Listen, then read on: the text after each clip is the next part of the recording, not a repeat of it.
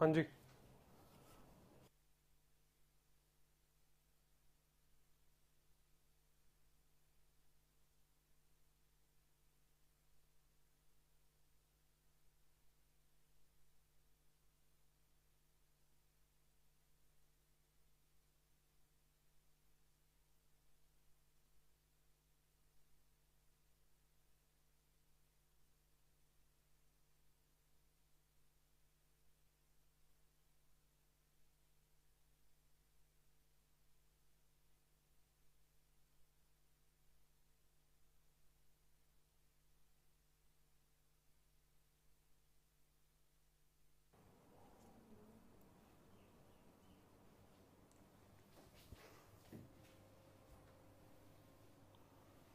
So, good afternoon everyone.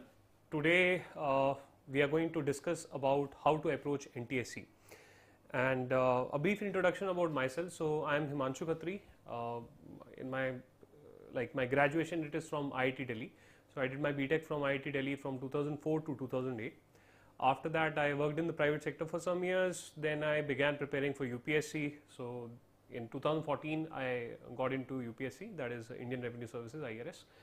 Right, and now I'm pursuing this kind of a thing as a hobby, as a hobby. So anyways, the purpose here is that I would want to share my experiences with you, and I would want to reorient those experiences so that you can benefit in your journey of NTSE, or in general your career aspirations, because you are right now in school. So therefore I would try to seek out experiences from my past and try to apply जो भी मैंने अभी तक सीखा है, whatever learnings have been there, right? So therefore let us begin with how to approach for NTSE. Okay, so the first aspect is briefly about NTSE. So obviously all of you would be aware about NTSE. So what are the benefits of NTSE? The benefits of NTSE are traditionally like when you go to websites and other things, मतलब आपको पता ही होगा, since you are preparing for it, that you get some scholarships you get, right? So therefore that is one part. But the majority part of it is that for example in certain colleges a preference is given to the NTSE qualified students. For example IIIT Hyderabad or IIIT Delhi, right? So therefore that kind of a positive is there. Second aspect is actually like when I deal with students who are preparing for UPSC. So right now you're in school, right? You would be going through your college life, then you would be probably working, or you right away might start thinking about going for UPSC, right? So when today I see resumes for interviews in the UPSC, which is like one of the top exam of our country, so therefore many of the students in their achievements they mention NTSE. Right? So therefore, when you fill up your UPSC form, which would be at the age of maybe 21, maybe 25, maybe 28, even at that point of time, your this qualification that you have qualified for NTSE in your school years, it is relevant even then, right? So people, they put it up there, right? So therefore, it is a long-term thing. It has a positive impact on your profile for decades to come, right? Similarly, when you are landing up in your first private job, there you can also mention it. So it is a good thing to be on your resume, right? And that is how it can help you. Another aspect is that many of the students, they might especially the science stream student, they might aspire for getting into IIT. So in that particular scenario also, or for your social sciences also, so not necessarily IIT but other streams also. So when you put it in your resume, so at least in those avenues where any interview kind of a thing is there, so एक तो वहाँ benefit मिलेगा. Second aspect is it primes you.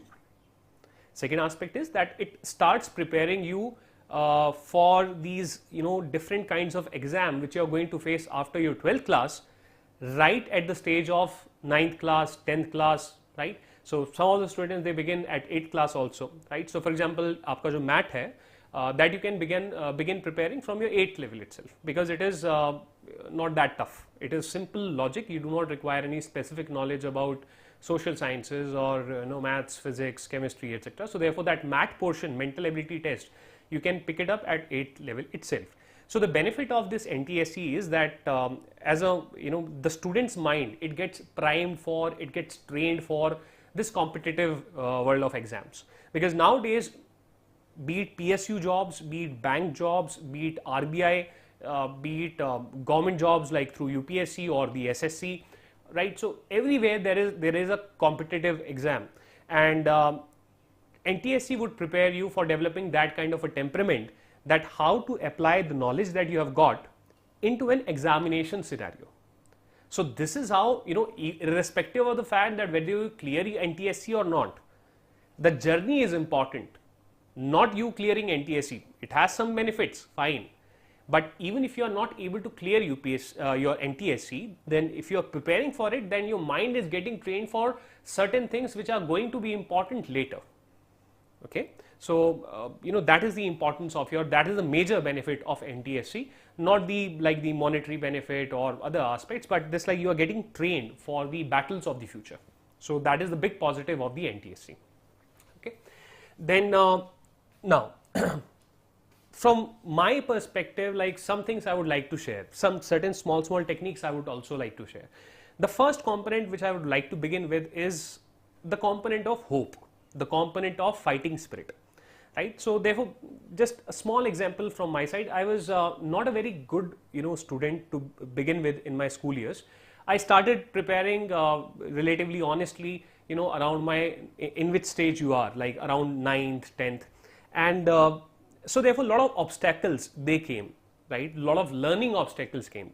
For example, when I would when I would read any book, so the way the way in which a book should be read, the way in which a topic should be read, I committed all the mistakes which you guys would also be committing, right? So therefore, I would like to share that, for example, we would like to begin with that how to read any particular topic, or how to read any book, or let's say in your case NCERT, right? So therefore, when we are reading, 2-3 components are there. First component is whenever you read any book, or like for example in the case of NCERT, when you read NCERT, then there are certain things which you should keep in mind. The first component is, and it is like a very essential component, you need to get rid of your anxieties, right? Anxiety of completing the book, anxiety of completing the syllabus, anxiety of completing this chapter. Okay, if you can pause for a little, and if you can think that I am going to proceed to the next paragraph only when I have understood the first paragraph. Okay, if you follow this approach, and by understanding means understanding, right? And if you follow this approach, you would see a tremendous difference in the way you approach your studies. You would see a tremendous difference that subjects or topics which you used to find boring earlier, now you are suddenly able to find them interesting. Because see, interest, it is directly a function of level of understanding. If you are not able to understand anything, how can that thing be interesting for you, right? So usually, like interests, hobbies, for example, let's say your hobby is playing cricket, or your hobby is playing PUBG. Definitely, if you are mentioning that my interest or my hobby is playing PUBG, or my interest or my hobby is playing any other computer games or any other outdoor games, a very natural conclusion can be made that you understand that particular subject. I can talk to you on that particular subject. So for example, if I'm not into PUBG and you are into PUBG, then I can ask you, if you're claiming that it is your interest or your hobby, then I can have a conversation with you, how to install PUBG, what is PUBG about, etc., etc., and you would be giving very flourishing answers. Imagine if that kind of thing can be replicated in studies, then mashallah. So therefore, let us begin with this kind of an experience, that how do we feel when we start reading anything. So for example, this is an excerpt from your NCERT class 10th. So let us read it together. Okay? Just as a small exercise, let us read it together, and I'll be imagining that I'm reading it for the first time. Okay, so I will try to enter into the shoes of a student, that how does a student who is reading it for the first time, how she feels about it.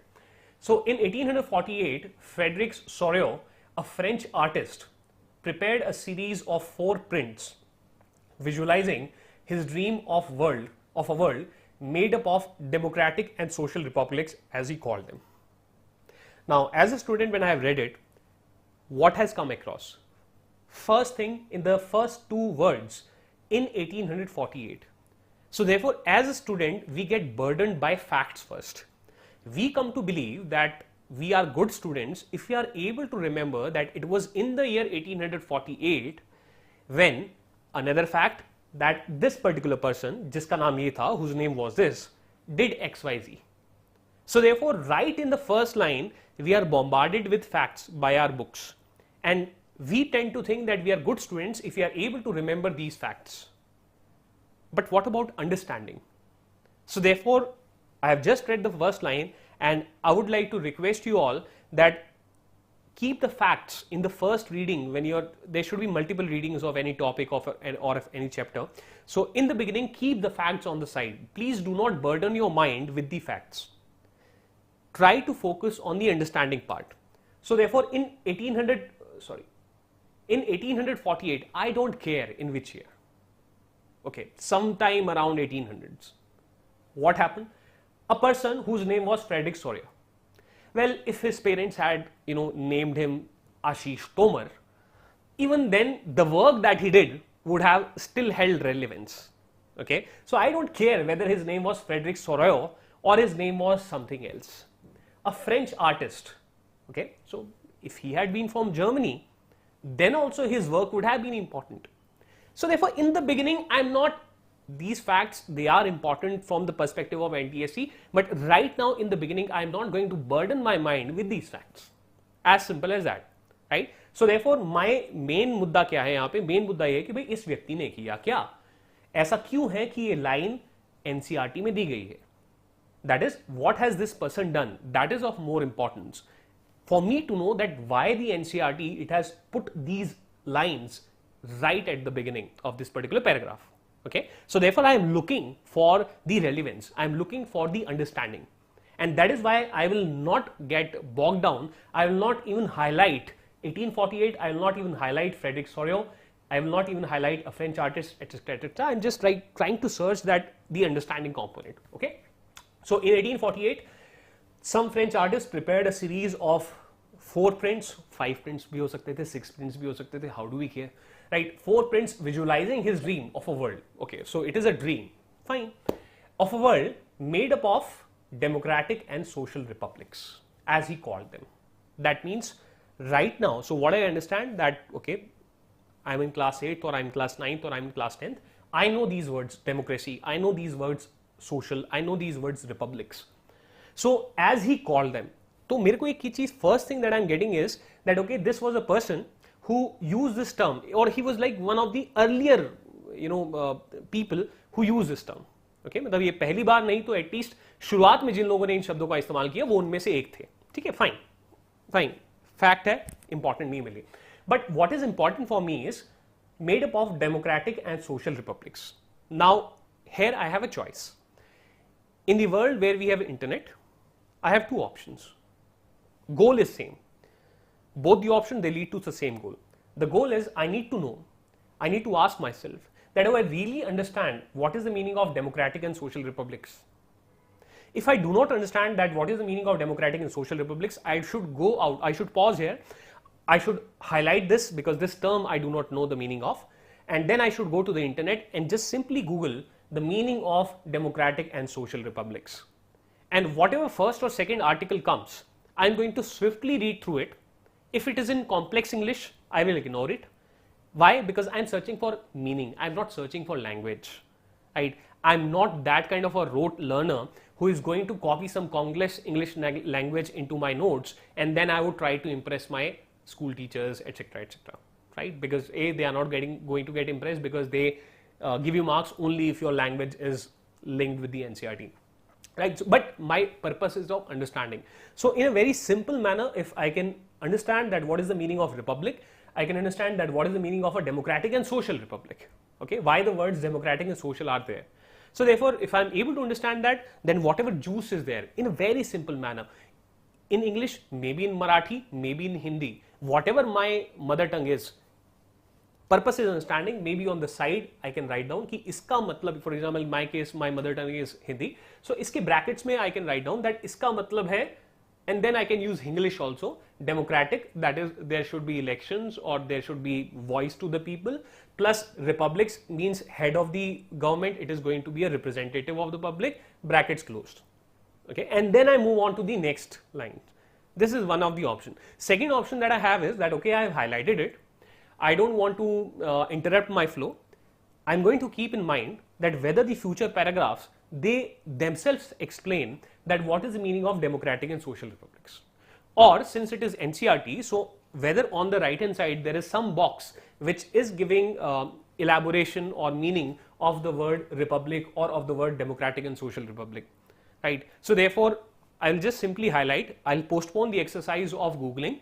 I will try to see that whether NCERT on its own tries to explain that what is the meaning of democratic and social republic. That is my mental makeup, that is my strategy. Then I move on, the first print, figure 1, so I have not posted the figure. The first print of the series shows the people of Europe and America, men and women of all ages and social classes. So men and women of all ages, right, and social classes. So basically here why it is important, why I have highlighted it, because see, if I have Googled, then I would find the meaning of the word social and the meaning of the word democratic. So I would come to know that it is some kind of a inclusive kind of a thing. It is some kind of a country, or it is some kind of a state, or some kind of a government where people from different walks of life, their voices are heard, as simple as that. So therefore when they see men and women, that means not just men, there are women also, of all ages, that means welfare of, मतलब एक दिमाग में ऐसी image बन रही है that welfare of people from all the ages, उनका ध्यान रखना है हमें, we have to take care of them, बस ये understanding बन रही है. And social classes. So therefore if I do not know the meaning of social classes, I will go to Google again, I'll try to find out what is the meaning of social classes. When I go to Google and I try to find out the meaning, I will come to know that social classes, it would mean different kinds of classes like working class, capitalist class. If I read capitalist class and I do not understand that what is exactly the meaning of capitalist class, again I'll open another page on Google and I'll search meaning of capitalist class. I will not move forward until I have at least some basic minimum understanding of whatever I am reading. This strategy will take time. Maybe my friends will be telling that, see, we have done 2 chapters, we have done 3 chapters, where are you, where is your syllabus, right? That is there. But if you are in the early stages of preparation, this is how you should approach. If you are in the later stages of preparation, then I am assuming that certain decent level of understanding you would have developed through your own strategies, some basic level of understandings, right? So therefore men of all ages, men and women of all ages and social classes. So therefore I come to know which are the different social classes. Marching in a long train and offering homage to Statue of Liberty. Okay, so I come to know about this word liberty. So I wait and I see that liberty के बारे में आगे भी कुछ दिया हुआ है, and otherwise the simple meaning of liberty, so I can Google liberty also. Otherwise, as a general meaning of liberty, I know that liberty, it means freedom. Liberty, it means freedom, right? So therefore that's why I have not highlighted it, but we can Google it as well. And offering homage to the Statue of Liberty as they pass by it. Another thing that I can do is I can Google Statue of Liberty, and not simply Statue of Liberty, I should Google relevance or importance of Statue of Liberty. वो भी मैं कर सकता हूँ. I can also do that for developing my understanding. As you would recall, artists of the time of the French Revolution personified liberty as a female figure. Here you can see, so basically liberty as a female figure, so basically liberty, it is like kind of thrilling, right? So kind of female, right? So it is easy. This may not go into your notes also, right? So it is like commonsensical that liberty would be like personified as a female figure, not as a male figure. Personified liberty as a female figure, here you can recognize the torch of enlightenment she bears in one hand and the charter of rights of man in the other. So therefore now again 2 words have come, 2 phrases have come, which I right now do not understand that what is the meaning of enlightenment, right? Enlighten, chalo ek general sense pata hai that enlightenment, it means that that my gyan chakshu khul gaye, that I know certain things. But see, whenever any word is, this is English, so whenever any word is more than a word, then the first letter of the word, it is in capital. For example, here you see the French Revolution. So the sentence is continuing, the first letter of the sentence obviously in capital, and as we are continuing, the F and the R of the French Revolution, they are in capital because it is an event. It has something more to it. Similarly, you see the torch of enlightenment. So this E is in capital. So this gives me a hint that this enlightenment, it is something more. It has something more behind it. And when I Google enlightenment, right, there I would find out that enlightenment was actually a great movement a great movement which had taken over hundreds of years, whereby political ideas like there should be a democracy, there should be self-rule, there should be a republic, there should be fundamental rights, there should be rule of law, there should be equality of opportunity, etc., etc. These thoughts, they were developed during the Enlightenment movement.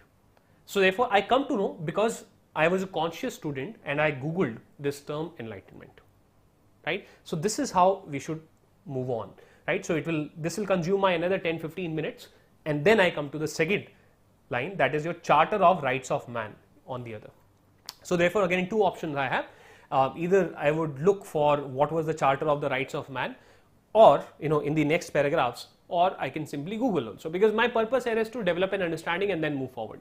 So therefore, I can Google rights of man and citizen. मुझे पता चलेगा there was Declaration of Rights of Man and Citizen, right? So basically, I'll Google Charter of the Rights of Man, and there some document will come, first link or second link. I'll try to open it, and from there I would come to know that okay, Charter of Rights of Man. It talked about equality of opportunity. It talked about end of feudalism. It talked about rule of law, right? It talked about welfare of the mankind. It talked about right to property. ये सारी चीजें मेरे को पता चलेंगी when I would read any link.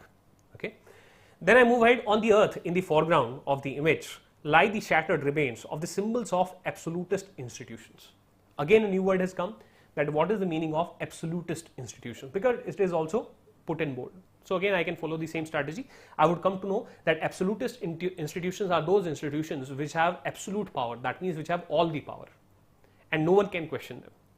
And uska kya ho raha hai? Uska demolition ho raha hai.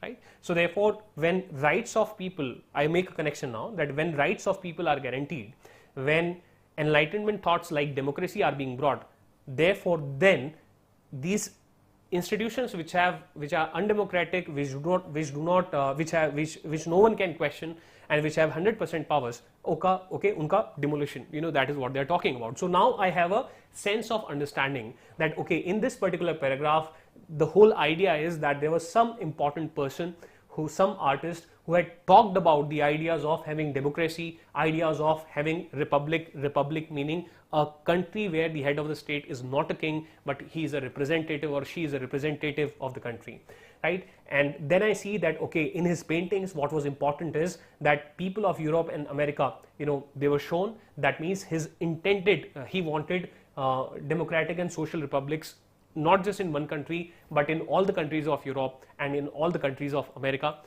Such a country where men and women and of all ages, they would have equal rights, where all social classes, be it working class or capitalist class, would have all rights, right? And this is the thing. And they are marching to pay homage to Statue of Liberty. So that means every kind of oppression which was there for the women, every kind of oppression which was there for the poor classes, that is being removed. Okay, that is the kind of understanding I'll develop if I follow this particular exercise. And you see, now I'm able to understand this particular paragraph at a different tangent itself. As you would recall, artists of the time of the French Revolution, they personified liberty as a female figure. Here you can recognize the torch of enlightenment. So I come to know that okay, what was this liberty about? Liberty was about political liberty, because enlightenment, it is about having democracy. Then I see that okay, Charter of Rights of Man. So therefore, in such a country where rights of all these men and women and all social classes, they are protected, right? And absolutist institutions are no more there. This is what is democracy is, right? And this is a vision, right? And this is a vision. And then I read further and I find out that US and Switzerland, they were already nation states by this time. So therefore, I search the meaning of nation states, right? Because two words are there, nation, state. What is the difference? I go to Google and I try to find out meaning of nation state. Then I should be a curious student. It should come to my mind that these are two words. And I have also heard that India is our country. So as a normal curious student, I should search Google and to find out that what is the difference between a nation, a state, a country. Are they the same or there is something different? Right? So therefore, when you do this exercise, you will again come to know about that indeed there are vast differences. Indeed, there are vast differences, and as a student, you will feel so empowered just because you have been curious. You would spend extra half an hour on this paragraph, but as a student, you would feel so empowered that you know where this text it is taking you. right? So for example, when you will discuss this example of nation state later, right? So therefore this is how we can proceed.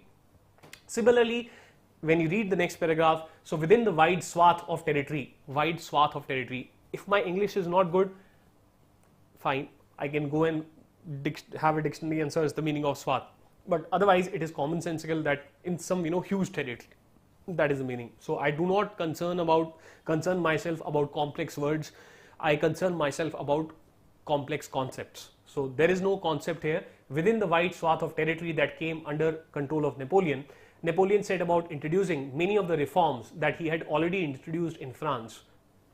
Fine, so nothing that is coming, it's simply he's spreading the reforms outside of France. Though a return to monarchy, Napoleon had no doubt destroyed democracy in France, but in the administrative field he had incorporated revolutionary principles in order to make the whole system more rational and efficient. So therefore I come to know very commonsensical thing that monarchy is opposite of democracy, right? Simple. Right. The Civil Code of 1804, usually known as the Napoleonic Code, did away with all privileges based on birth, established equality before law, and secured the right to property. Now usually what students do, they make note of this whole sentence for their NTSE preparation, that the Civil Code of 1804, it was also known as the Napoleonic Code, and the second note that they make is that it removed the privileges based on birth, it established equality before law, it secured the right to property. But very few of the students, they know that what exactly were the privileges based on birth. Who was getting these privileges? They don't know. They do not know established equality before law. So they do not know that what was there in France or Europe before Napoleon did this. They do not know, or they have not revised their previous chapter of French Revolution. And secured the right to property. That means earlier there was no right to property. So who could take away property? So therefore, if I am actually interested in developing some kind of an understanding of the Napoleonic Civil Code, I should go to Google and I should search that what were the privileges based on birth in France before Napoleon. I will simply read just one article. That will give me some kind of a sense that okay, these were the different kinds of privileges which were available with people born in certain elite families, certain rich families, they had certain privileges. But what were those privileges? I will come to know. Right?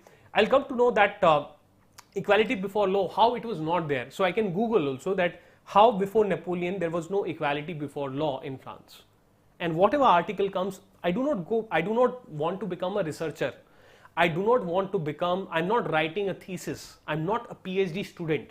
So my idea is not that by Googling this, I'm going to write 50 pages, 20 pages, 10 pages or 5 pages on this topic. No, that is not my purpose. I'm not a researcher, but I'm not also a fool. I want to be somewhere in the middle, and not even in the middle. If this is the line, then if this is 0 and this is 100, I want somewhere to be at 10 or somewhere to be at 20, because my purpose is that I am reading this, but whether I am able to understand it. So therefore, I'll be using internet so as to understand these things to a normal level, to an okay level, to a brief level. I'm not going to do R&D. So therefore, there might be some other students who, with this discussion, they might think that, sir, this is like we are preparing, for some PhD paper. No. I don't want you to do PhD. I don't want you to look more than one link, at max 2 links on Google. I don't want you to read articles if the link has 20 pages. No. I don't want you to read 20 pages. At maximum, I want you to read 1 or 2 pages. So basically, if the first link, it has 20 page article, ignore it. Go to the second link. If it has 3 or 4 pages of article, fine. Go to it. Try to quickly see that, okay, what is it? Try to develop some sense, and that's it. Okay. So therefore, this is how you're going to proceed. Napoleon simplified administrative divisions, abolished the feudal system, right? So therefore, like at your age, like when I was there, I did not know what is the meaning of administrative division, right? So it is a very simple thing. When you Google it, you'll find out that administrative divisions, it means the way, your the bureaucracy, it is organized, the way departments are organized. right? Abolish the feudal system. So again, if you do not remember the French Revolution feudalism, then simply Google what was feudal system. That's it. The first article itself, 2-3 pages, it will be clear to you again. और उसका जो juice है, उसका जो gist है, you can write down on the side, right? Then again, and freed peasants from serfdom. So what is the meaning of serfdom? And manorial dues. What is the meaning of manorial dues? Do we know these things? So serfdom, it meant when people, they were tied to the land. That is, they did not have freedom to move out of the land. If I am born on this land, if my father was born on this land, we cannot leave this land. We have to be here forever. We cannot go to cities. We cannot go to coastal areas. हम यहीं रहेंगे. That is serfdom. And we'll be staying here and we'll be serving the master of the land or the owner of the land. That is serfdom. As simple as that. Tied to the land. आप एक भैंस हो जो खूंटे से बंध गई है. You are a buffalo who is tied to one particular pole. Okay. So that is what it is. Manorial dues, you will come to know that it was basically, so when it was, so if I'm tied to this land, I'm doing farming on this land.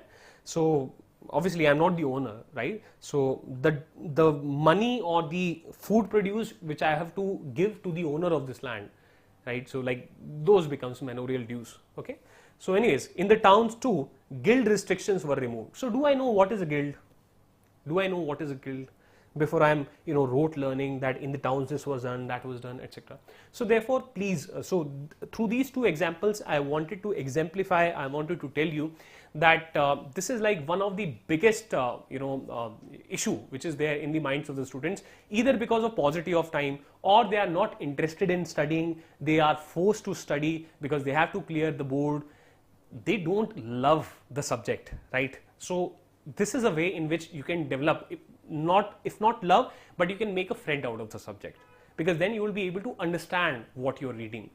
And if you do not understand what you're reading, trust me, in 2 minutes you will be having ubasis.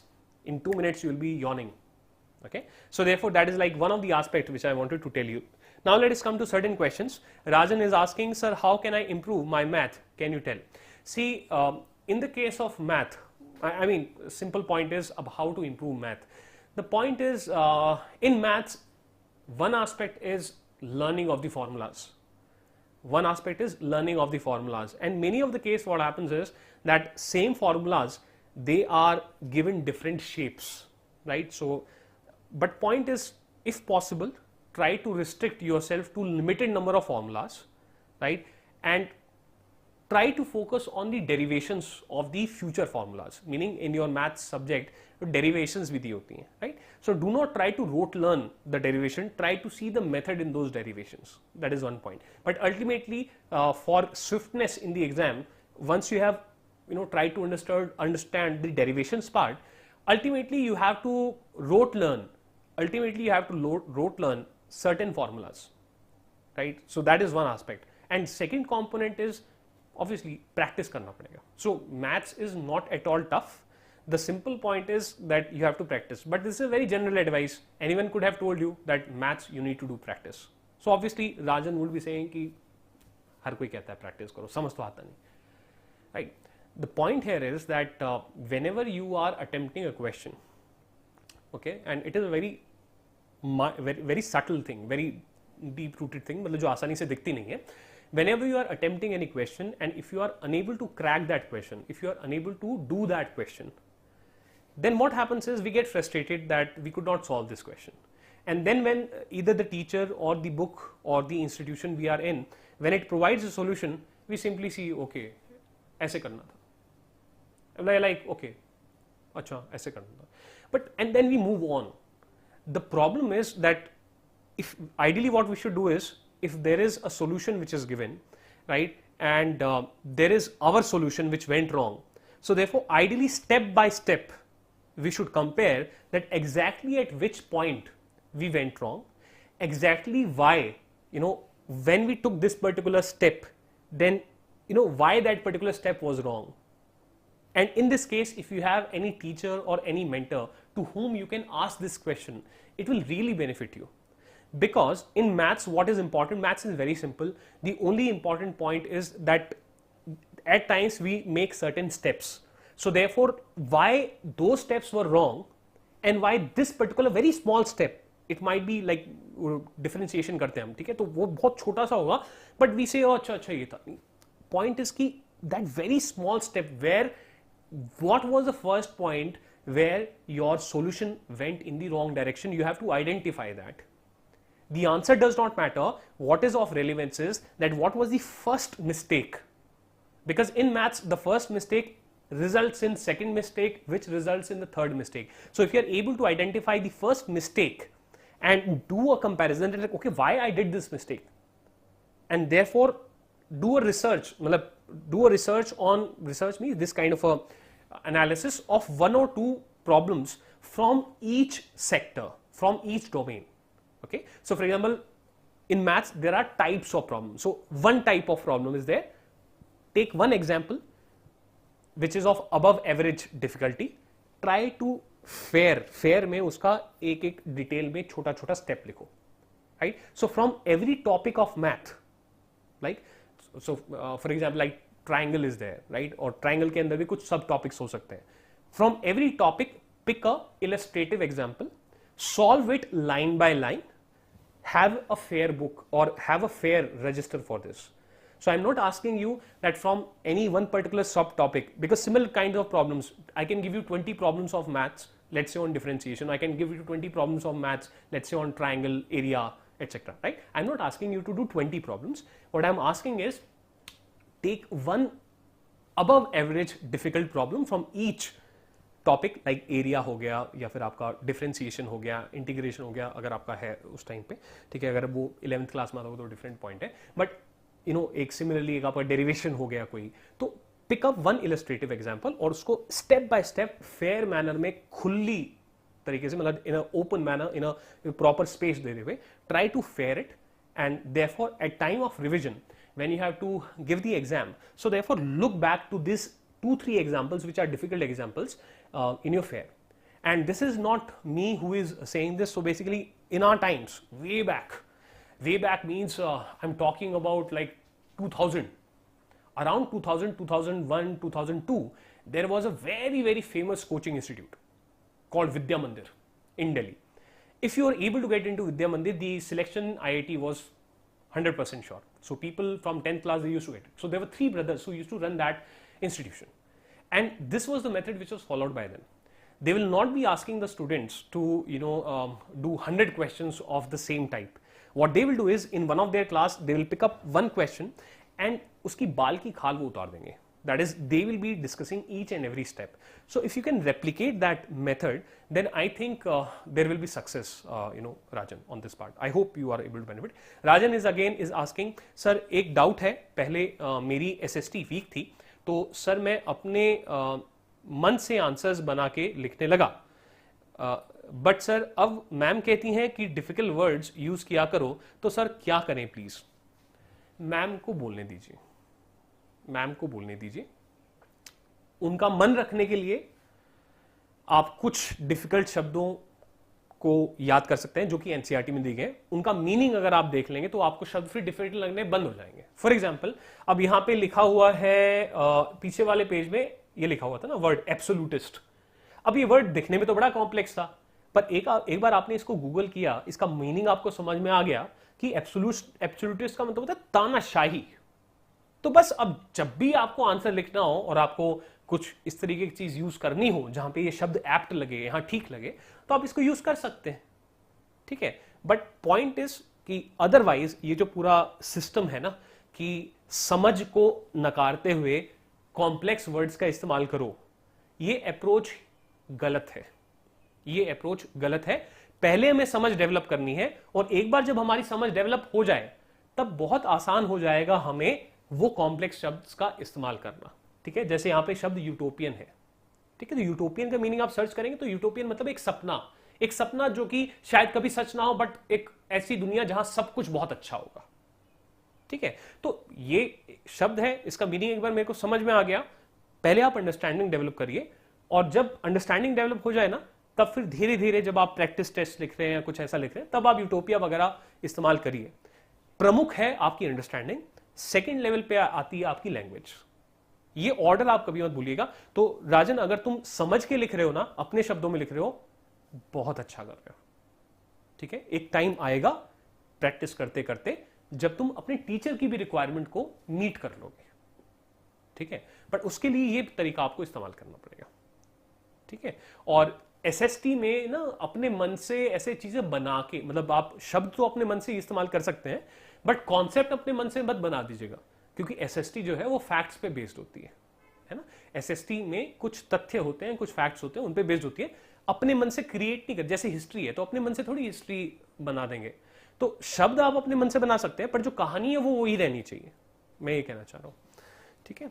उसके बाद Rishabh is asking, sir please tell how to practise science numericals.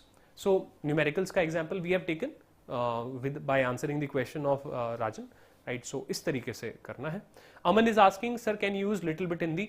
बिल्कुल use कर सकते हैं यार अमन, अभी इतनी सारी हिंदी यूज करी देखो हमने। तो अगर आप सवाल हिंदी में पूछेंगे अमन, तो मैं जवाब भी हिंदी में दे दूंगा। अगर सवाल में से अंग्रेजी में पूछा जाए तो मैं अंग्रेजी में जवाब दे दूंगा, ठीक है। Then Rajan is asking, sir मतलब अपनी गलती से ही सीखें। बिल्कुल, कभी कंपैरिजन मत करो। The person who does comparison with others, that is a person who will always be a loser. Why? Because even your Mukesh Ambani, if he starts comparing himself with Jeff Bezos of Amazon, वो बेचारा अपने आप को गरीब महसूस करेगा, ठीक है। तो दूसरों से कभी कंपैरिजन मत करिए, हमेशा अपने आप से कंपैरिजन करिए, तब आप हमेशा विनर रहेंगे। Then you will always be a winner if you compare with yourself. Why? Because if a week back you were a weaker student of maths and now you are a better student, तो देखो आपकी तो जीत हो गई और आप खुश हैं, ठीक है। So therefore prevent too much of comparison with others कि उसने ये कर लिया, उसका वो हो गया, कभी खुशी नहीं मिलेगी लाइफ में, और अपना कॉन्फिडेंस भी डाउन होगा, राइट। बल्कि अगर आप दूसरा मॉडल फॉलो करते हैं, that you compare with yourself, सोचो आपका कॉन्फिडेंस इंप्रूव होगा, and confidence is good for examination, okay. Then Rudra is asking, Rudra Pratap Singh is asking, sir can you tell how confidence is different from overconfidence? यार देखो, तो मैं एक example के साथ बताता हूँ आपको, ठीक है। when I began preparing for IIT in class 9th 10th के आसपास में I started preparing for IIT. Now till class 10th I had never topped. I was always a very average student, right? So therefore, if someone would ask me that, okay, you are preparing for IIT, I'm like, yes. Do you think you will be able to clear the exam, right? At this point of time, if I said, yes, of course, I'll be able to clear IIT, it will be overconfidence. Why? Because I'm lying to myself. मैं अपने आप से झूठ बोल रहा हूँ। क्या मेरे पास कोई हिस्ट्री है कि मैं बचपन से रैंक 1 आता था अपने स्कूल में, तो मेरा तो हो ही जाएगा? Do I have any such history that I used to come always rank 1 from class 1st to class 10th and therefore I should be able to clear IIT? That evidence is not there. So that means मैं अपने आप से झूठ बोल रहा हूँ. So whenever you start saying things where you are lying to yourself, this is overconfidence. Second part is confidence. So therefore some person said that, Himanshu, I don't think you would be able to clear IIT. Then I'm like, fine, I have not been a great student from class 1st to class 10th, but right now I am putting hours and hours and hours every day from morning to night in an honest effort. ऐसी क्या कमी है मुझ में? What is so wrong with me that by that कि मैं अगर 24 घंटे भी पढ़ लूं तब भी मेरा नहीं हो पाएगा? What is the flaw in me that despite working very hard and very honestly, I will not be able to clear this exam of IIT? Then I would come back strong, not in front of others, but like, नहीं, क्यों नहीं होगा? Why should I not be able to clear IIT? I'm working hard. Time will tell. This is confidence, because it is again rooted in facts. ठीक है, सच पे इसकी बुनियाद जो है सच है, झूठ नहीं है, ठीक है. सो that is the difference between over confidence and confidence. ठीक है, तो जब भी आपको लगता है कि फॉर एग्जाम्पल कि I have put efforts, I have put genuine efforts and therefore I should be able to solve the problems. See, always have internal locus of control. There are two things: internal locus of control, external locus of control. मतलब क्या होता है इसका? The meaning of internal locus of control and external locus of control is when your success depends just on you. It is internal locus of control. जब आपकी success सिर्फ आपके efforts पे निर्भर करती है, उसको कहते हैं इंटरनल लोकस ऑफ कंट्रोल। और दूसरी चीज होती है external locus of control, when your success is dependent on outside factors और others, that is external locus of control. जब आपकी सक्सेस निर्भर करती है कि बाकी कैसा करते हैं या बाहर के सर्कमस्टांसेस कैसे हैं, तो उसको कहते हैं एक्सटर्नल लोकस ऑफ कंट्रोल। ठीक है, साइकोलॉजी मेरा सब्जेक्ट था, psychology was my subject, so therefore I know this concept. So therefore always try to have internal locus of control to decide that whether you are confident or overconfident or underconfident. Meaning अगर आपकी success का parameter ये है that I will clear IIT, I will clear NTSE, then actually your selection, it will depend 70% or 80% on you, your hard work, right? That is there. But it is also quite possible that not in NTSE. NTSE में तो if you get above particular percentage of marks, you are able to, you know, whatever.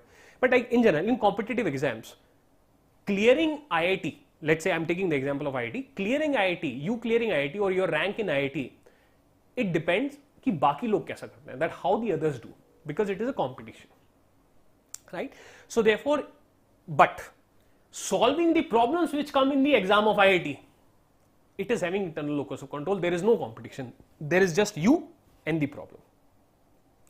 कोई माँ का लाल आपको अपने इस relationship से जो आपने मेहनत करी है और जो सामने सवाल पूछा गया है, कोई इंटरफेयर नहीं कर सकता आपके बीच में. No one can interfere between the relationship between you and this question. You have worked hard.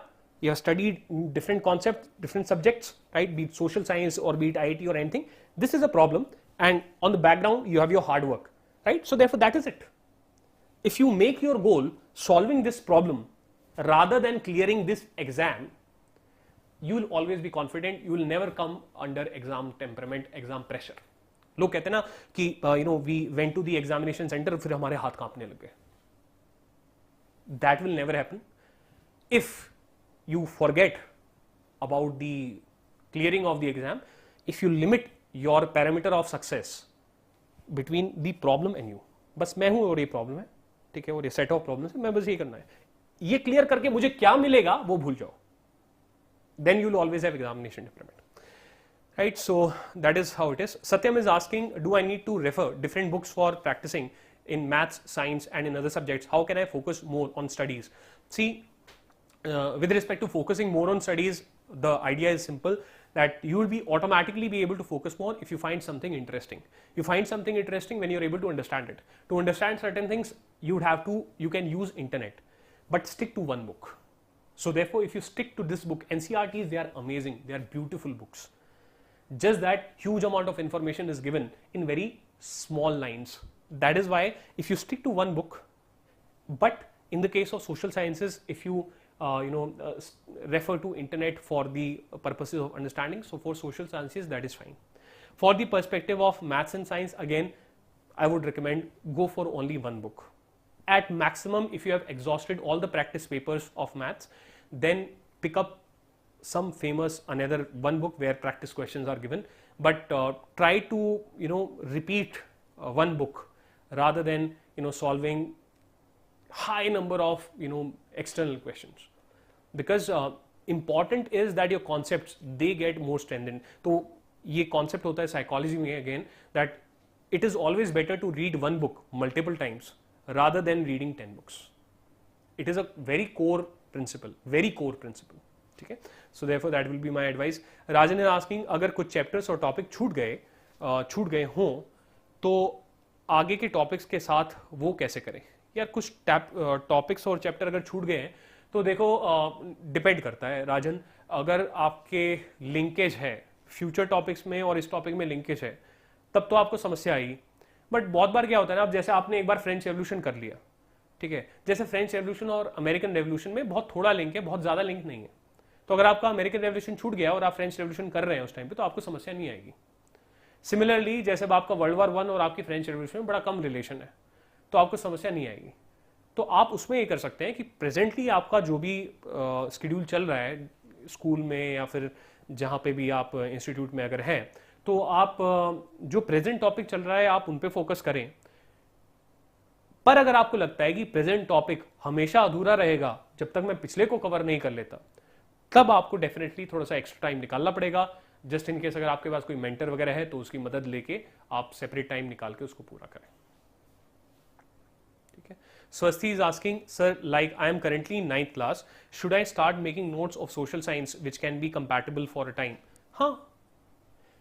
Definitely. Trust me, this is 10th class book of NCERT, right?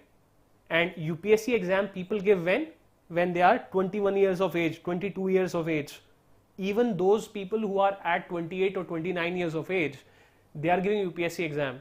And the concepts like charters of rights of man and citizen, the concepts like enlightenment, they also have to prepare 10 years later. Like you are in class 9th, so you would be what? You would be 15 years or 16 years old. So see, after 10 years also, these concepts of the social sciences, they will be relevant.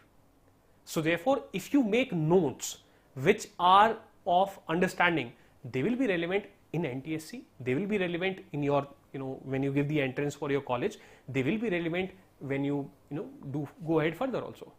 Concepts, they have permanent life, वो अमर होते हैं। तो एक बार rights of man and citizen का charter लिख दिया गया है ना, तो वो यही रहेगा। हाँ, यूपीएससी में थोड़ा सा ज्यादा डिटेल में आएगा, यहाँ पे थोड़ा कम डिटेल में आएगा, बट इसकी जो सोल है ना, the soul of charter of rights of man, it will remain the same. So therefore अगर हम ऐसा तरीका फॉलो करें जो हमने डिस्कस किया है, तो उसके आधार पे अगर आप कुछ अभी अपने एट 9th क्लास के लेवल से if you make some notes, normal notes जो कि आपको समझ में आ रहे हैं, they will have relevance throughout, ठीक है, they will have relevance throughout, ठीक है। और कब नोट्स बनाने चाहिए वो भी मैं आपको बता देता हूं। नोट्स हमेशा you should always make notes in your second reading, not in your first reading. एक बड़ी फेमस कहावत है, ऐसा कहा जाता है कि जब आप पहली बार कोई किताब पढ़ते हैं तो आप किताब को पढ़ रहे होते हैं, और जब आप दूसरी बार किताब को पढ़ते हैं तो किताब आपको पढ़ रही होती है। When you read a book for the first time, you are reading the book, but when you read the book for the second time, the book reads you. And it will happen to you. Pick up any novel, read it for the first time, you will have some understanding. Read it for the second time, you will see, wow, I missed all of this. There was so much depth in it. So therefore, always make your notes, handwritten notes. Side mein scribbling, it is fine. This kind of approach to be done right in the first reading.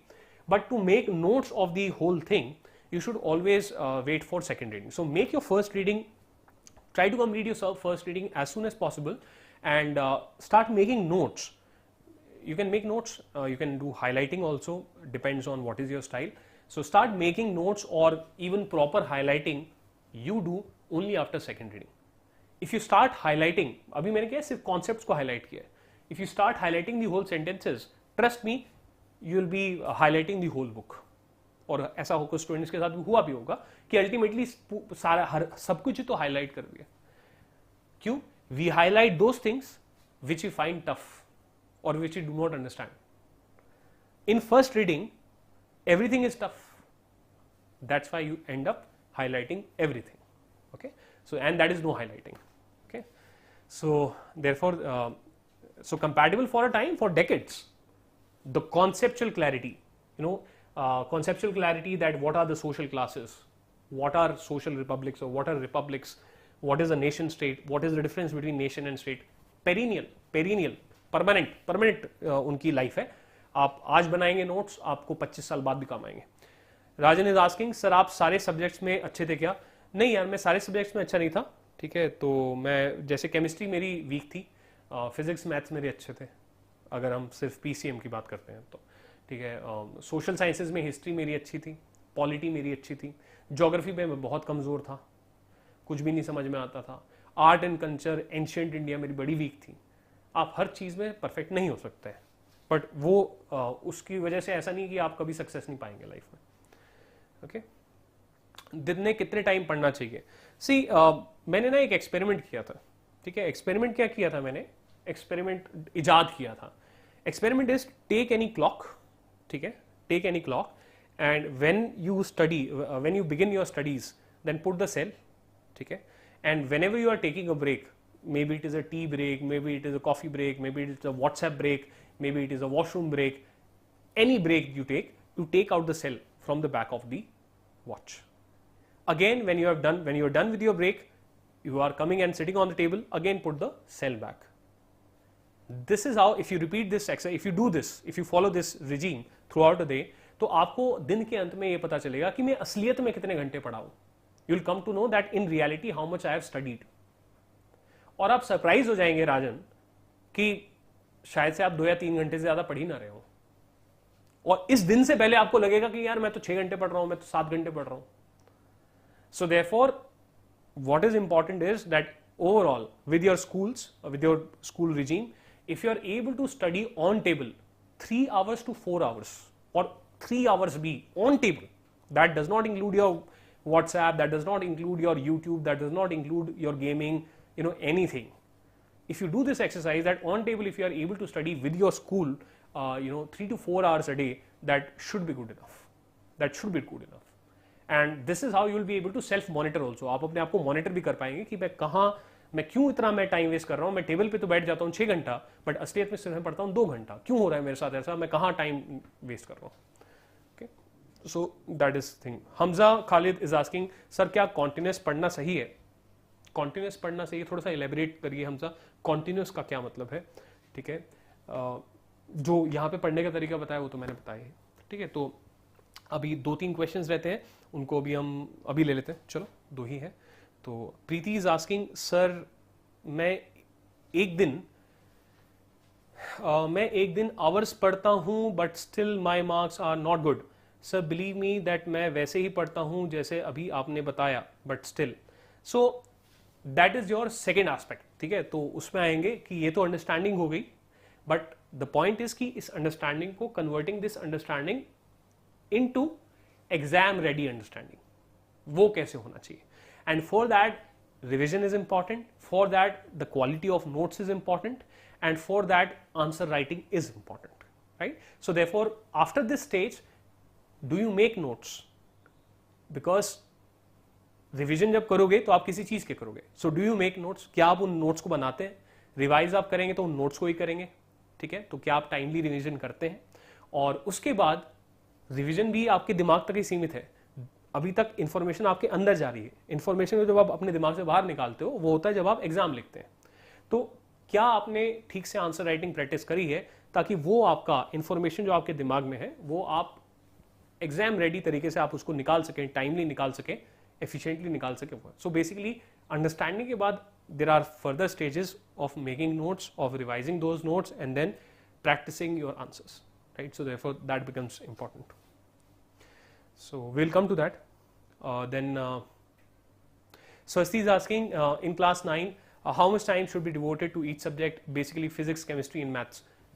Time, see, understand this concept, Swasti. If you are very good in physics, it is quite possible that in a very short span of time you are able to do more and more problems of physics.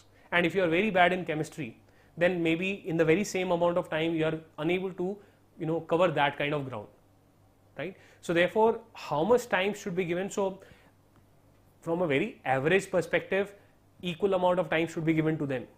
Okay, so it depends on your timetable, कि आपका timetable क्या है, उसके हिसाब से आप जितना maximum, if you do this exercise of putting the cell in, taking the cell out on a day where you worked really hard, try to see, okay, overall how much effective on table time I was able to take out. Then you can multiply it into 7. So therefore in a week you have that many hours, and then you can divide it by 3, saying that okay, for physics these many hours, for maths these many hours, for chemistry these many hours. आप ऐसे भी इसको कर सकते हैं. ठीक है, but ultimately when you come near to the exam you should give more and more time to those subjects which are your strong points. Just 7 days before exam, 10 days before exam, you should focus on those subjects which are your strength, जो आपके पक्के subject है. हम गलती क्या करते हैं, exam से 7 दिन पहले, 7 days before exam, 3 days before exam, we revise those subjects जो हमारे वीक हैं. ये सबसे बड़ी गलती है, बिकॉज एग्जाम में ये बहुत जरूरी है. It is very important in the exam that subjects in which you are good, at least those questions they do not go wrong. So just before the exam जब आप एक मुश्किल सब्जेक्ट को रिवाइज करते हैं तो आपको हर पल ये एहसास भी होता है कि आप इस सब्जेक्ट में वीक हैं. उससे आपका कॉन्फिडेंस भी डाउन होता है. प्लस दूसरा क्या हो रहा है, आपने बड़ी रिसेंटली रिवाइज नहीं किया अपना स्ट्रॉन्ग सब्जेक्ट, तो जब आप एग्जाम देने जाते हैं तो हो सकता है अगर आपका फेवरेट सब्जेक्ट मैथ्स है तो मैथ्स के सवाल आए पर आप फॉर्मूला भूल गए. और आप सोच रहे हैं कि यार this maths was my favourite subject, I am strong in it, I practice so much, but in the past 15 days I have not touched it, so therefore I am not able to remember the formula for maths. And then the confidence goes down that in my strong subject also I am not able to do good. और तब फिर when you pick up your weak subject, for example let's say chemistry, तो वो तो वैसे भी नहीं आता और confidence down है. So therefore जितना आप एग्जाम के पास आए, शुरुआत में you can divide your time equally. When you come closer to the exam, you can develop your own plan, ठीक है. And when you come closer to the exam, so therefore more time should be given to your areas of strength. और जो weak subjects हैं, you should try to make them average or better by focusing on them as early as possible. मतलब if physics, chemistry, maths is there and chemistry is my weakest subject, then I should allocate time for revising chemistry like 2 months before the exam. So that I am like कि अच्छा यार ये जितना होना था ना उतना हो गया है, अब जो 2 महीने बच गए वो मैं फिजिक्स और मैथ्स को अच्छे से दूंगा, ठीक है, उनके लिए टाइम एलोकेट करूंगा, प्लस साथ ही साथ मैं फिजिक्स केमिस्ट्री मैथ्स के तीनों के क्वेश्चन पेपर्स लिखता रहूंगा ताकि तीनों मेरे पैरेलली रिवाइज भी होते रहे थ्रू क्वेश्चन पेपर्स. तो वो स्ट्रैटेजी अपनाई जानी चाहिए. Then Kanak is asking sir tell some points about how to concentrate on studies, it is very hard for concentrating for me. यार how to concentrate on studies, concentration actually इसमें 3-4 elements आ जाते हैं. First point is why you are not able to concentrate. You will not be able to concentrate if there is something else which is more important to you, either you are being made worried, either you are worried about it or it is more interesting, either it is some problem which is there in your mind. And second aspect is if you are not able to understand what you are reading. So अगर आप exam की बहुत ज़्यादा tension लेते हैं, ठीक है, let's say all of these outside factors if they are there, so सबसे पहले try to deal with those outside factors, try to resolve those outside factors.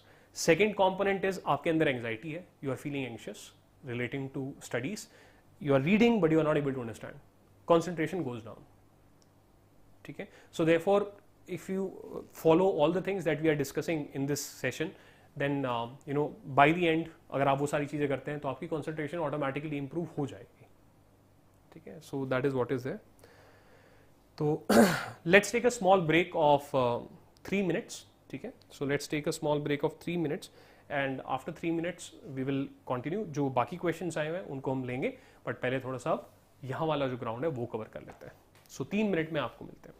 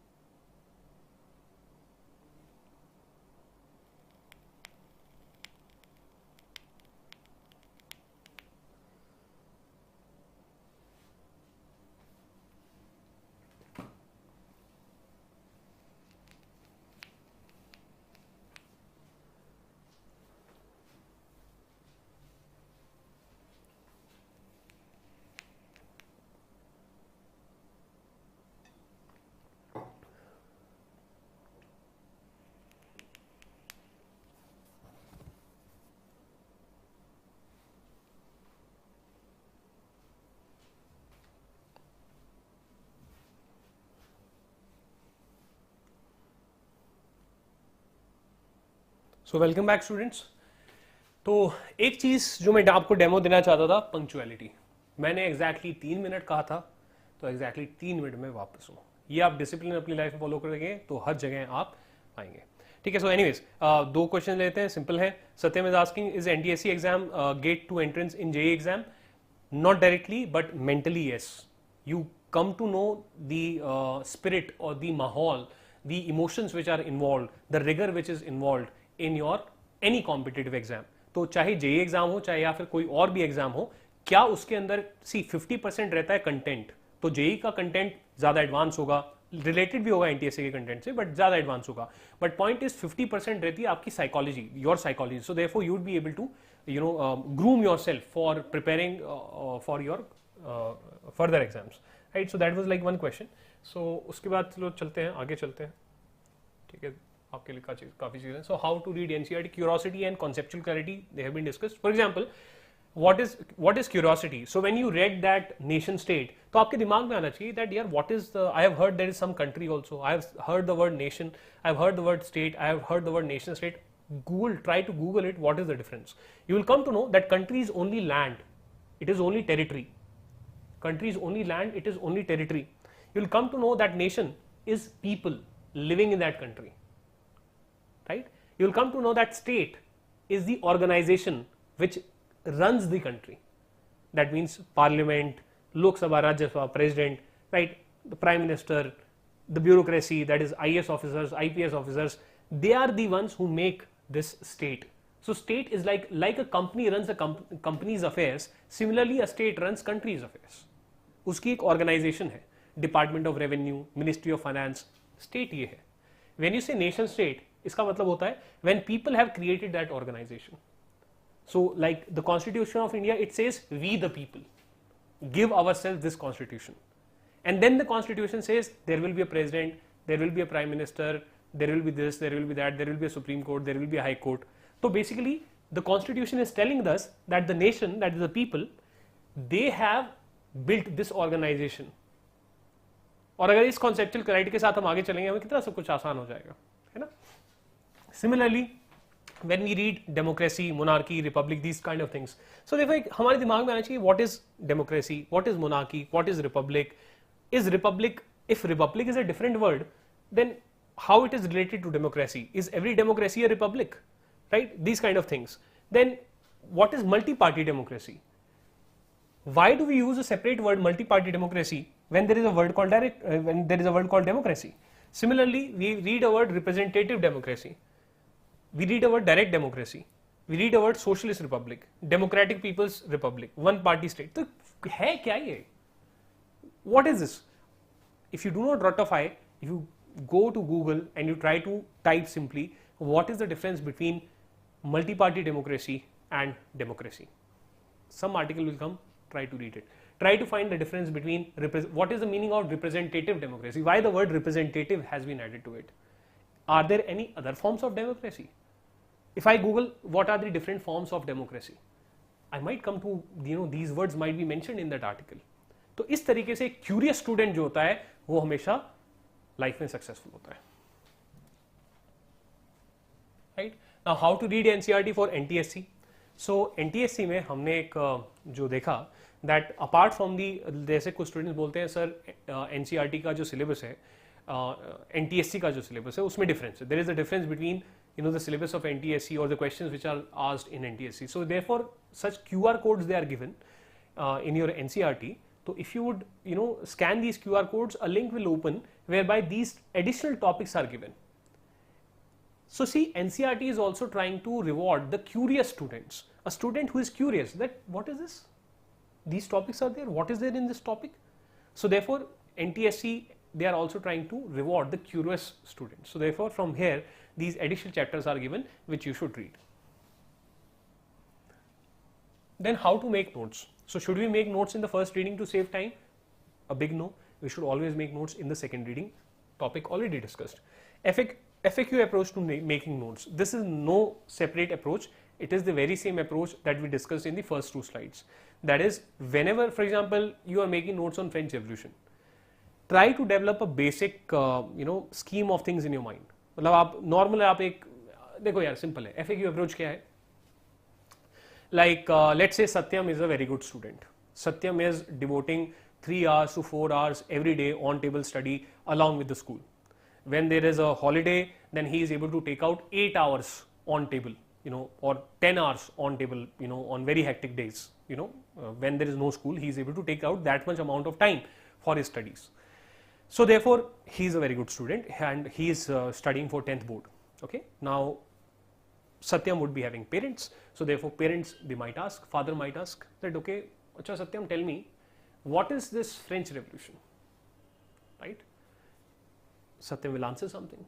Then the father might ask, you know, either from the answer of the, you know, Satyam or from his own knowledge, what is this French Revolution? Why did French Revolution take place? What was the impact of the French Revolution? Why, Satyam, why is it so important that even today people are studying about French Revolution? Satyam, why the events which you have mentioned as French Revolution, why they are called a revolution? हम हर event को तो revolution नहीं कहते हैं, जैसे independence of India, why don't we call it Indian revolution, why do call it Indian independence, so why do we call French revolution a revolution, Satyam? Right? So what is, who played the lead role in the French Revolution? So ये एक general questions हैं जो कोई भी समझदार व्यक्ति आपसे पूछ सकता है. He can ask you, and be it your NTSE in the form of MCQs or, you know, your other exam, board exam in the form of subjective questions, they will also ask the very same questions in little bit different language, right? So therefore हमेशा, और as a broad thing आप कर सकते हैं, if you are reading about any event, why this event happened or what were the reasons for this event, what happened during this event, what was the impact or result of this event. At least ये 3-legged, imagine a stool which is having 3 legs, why, what, impact. इस तरीके से जो भी information दी हुई है अगर आप उसको पढ़ने की कोशिश करेंगे तो आपके जो नोट्स बनेंगे वो बहुत अच्छे बनेंगे. Then role of mnemonics, pictorial notes and map, I will try to show you कि किस किस तरीके से हम इनोवेटिव तरीके से अपने नोट्स बना सकते हैं. For example, this is like you know, my personal notes, so I thought that it would help you. So for example, I was studying history, and in history there is this Desai-Liaquat Pact of 1945. Okay, there is this Desai-Liaquat Pact of 1945. So basically in this pact what happened, like this was like a executive council, this is like a legislature. ठीक है, तो ये parliament है, ये हमारा cabinet है, कुछ कुछ इस तरीके से. So as per this particular pact, the all India, your Indian National Congress and your Muslim League, they decided or they came to an agreement, okay, representatives from these organizations, they came to an agreement that, okay, in the Viceroy's Executive Council, there will be a Governor General, there will be a Commander in Chief, and rest of this may 50% ministers they will be from Congress, 50% ministers they will be from Muslim League. Similarly, in your legislature, that is in your legislative assembly, 50% INC members होंगे और 50% Muslim League members होंगे, 20% will be minorities, especially the Sikh and the scheduled caste. This will be the composition of Central Legislative Assembly. This will be the composition of Viceroy Executive Council. Right? So basically, instead of writing it in a paragraph format, I drew this. That okay, this is the Executive Council. Let me divide it in half. Here, these components are there. Governor General CIC अलग है. Similarly, here 20% for minorities, 50% this, 50% this. During the time of revision, I'll feel much comfortable, you know, in revising this. I'm using less number of words, I'm not using the paragraphs, I'm using, you know, very simple this kind of a thing, so that I'm able to like directly देख के ही पता चल जाता है. जबकि इन्हीं चीज़ों को अगर मैं यहाँ पे पैराग्राफ फॉर्म में लिखता तो मेरे लिए थोड़ा टफ हो जाता. राइट? तो इस तरीके से हमें करना चाहिए, हम कर सकते हैं, जहाँ जहाँ पॉसिबल हो हमें ऐसा कर लेना चाहिए. ठीक है. सेकेंड कॉम्पोनेंट इज कि अब अच्छा देखो क्या है, देसाई-लियाकत pact 1945. So here I thought कि यार how to remember it. So I see that some 50-50 is going on, that we will divide the executive council or the cabinet 50-50, we will divide the legislative assembly 50-50 between us. So मैंने इसका mnemonic बनाया, that imagine that, you know, I am talking to a person called Desai and I am telling Desai ले आ 50-50 crackjack. Desai ले आ 50-50 crackjack. Right? So therefore मेरे लिए mnemonic है देसाई लिया Liaquat 50-50. So basically एक रफ आइडिया बन रहा है that okay, legislative assembly, executive council to be divided 50-50. So if we use, this is called mnemonics. This is called mnemonics. तो हम इस तरीके से जब कुछ innovative या playful, we use things. So therefore this how we'll be able to do it. बड़ा interesting सा हो जाता है और आसान हो जाती है तैयारी. फिर second component comes कि जैसे अब ये Lord Wavell है. So Lord Wavell, ears are the thing which always trouble us, right? So for example, अगर हम ear की बात करें, so whenever अच्छा देखो, एक मैं आपको सिंपल एक ट्रिक सी बताता हूँ, ठीक है, आपको ट्रिक बताता हूँ. क्या ट्रिक है? तो मेरी मेमोरी बड़ी वीक है, ठीक है, खास करके ईयर्स मेरे को याद नहीं होते, right? So let's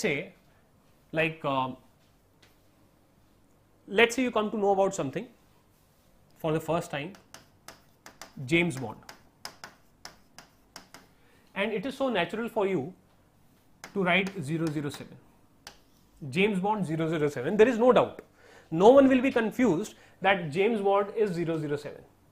If someone says that no, James Bond 009 or 008, James Bond 007, yaar, why are you getting confused? There will be a point of time in your life when you would have heard the word James Bond for the first time.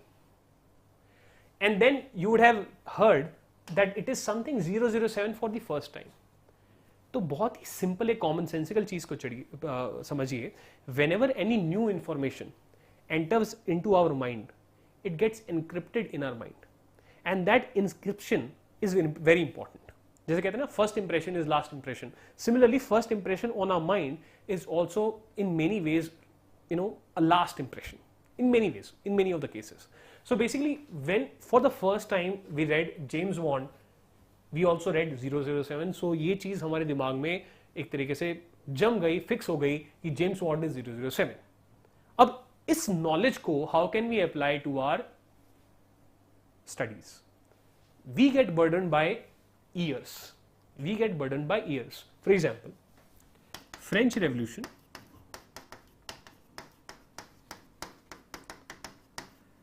It happened in the year 1789.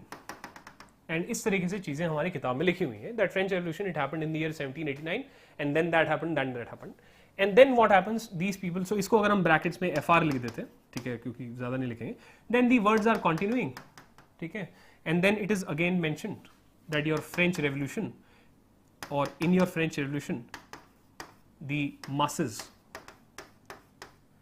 participated.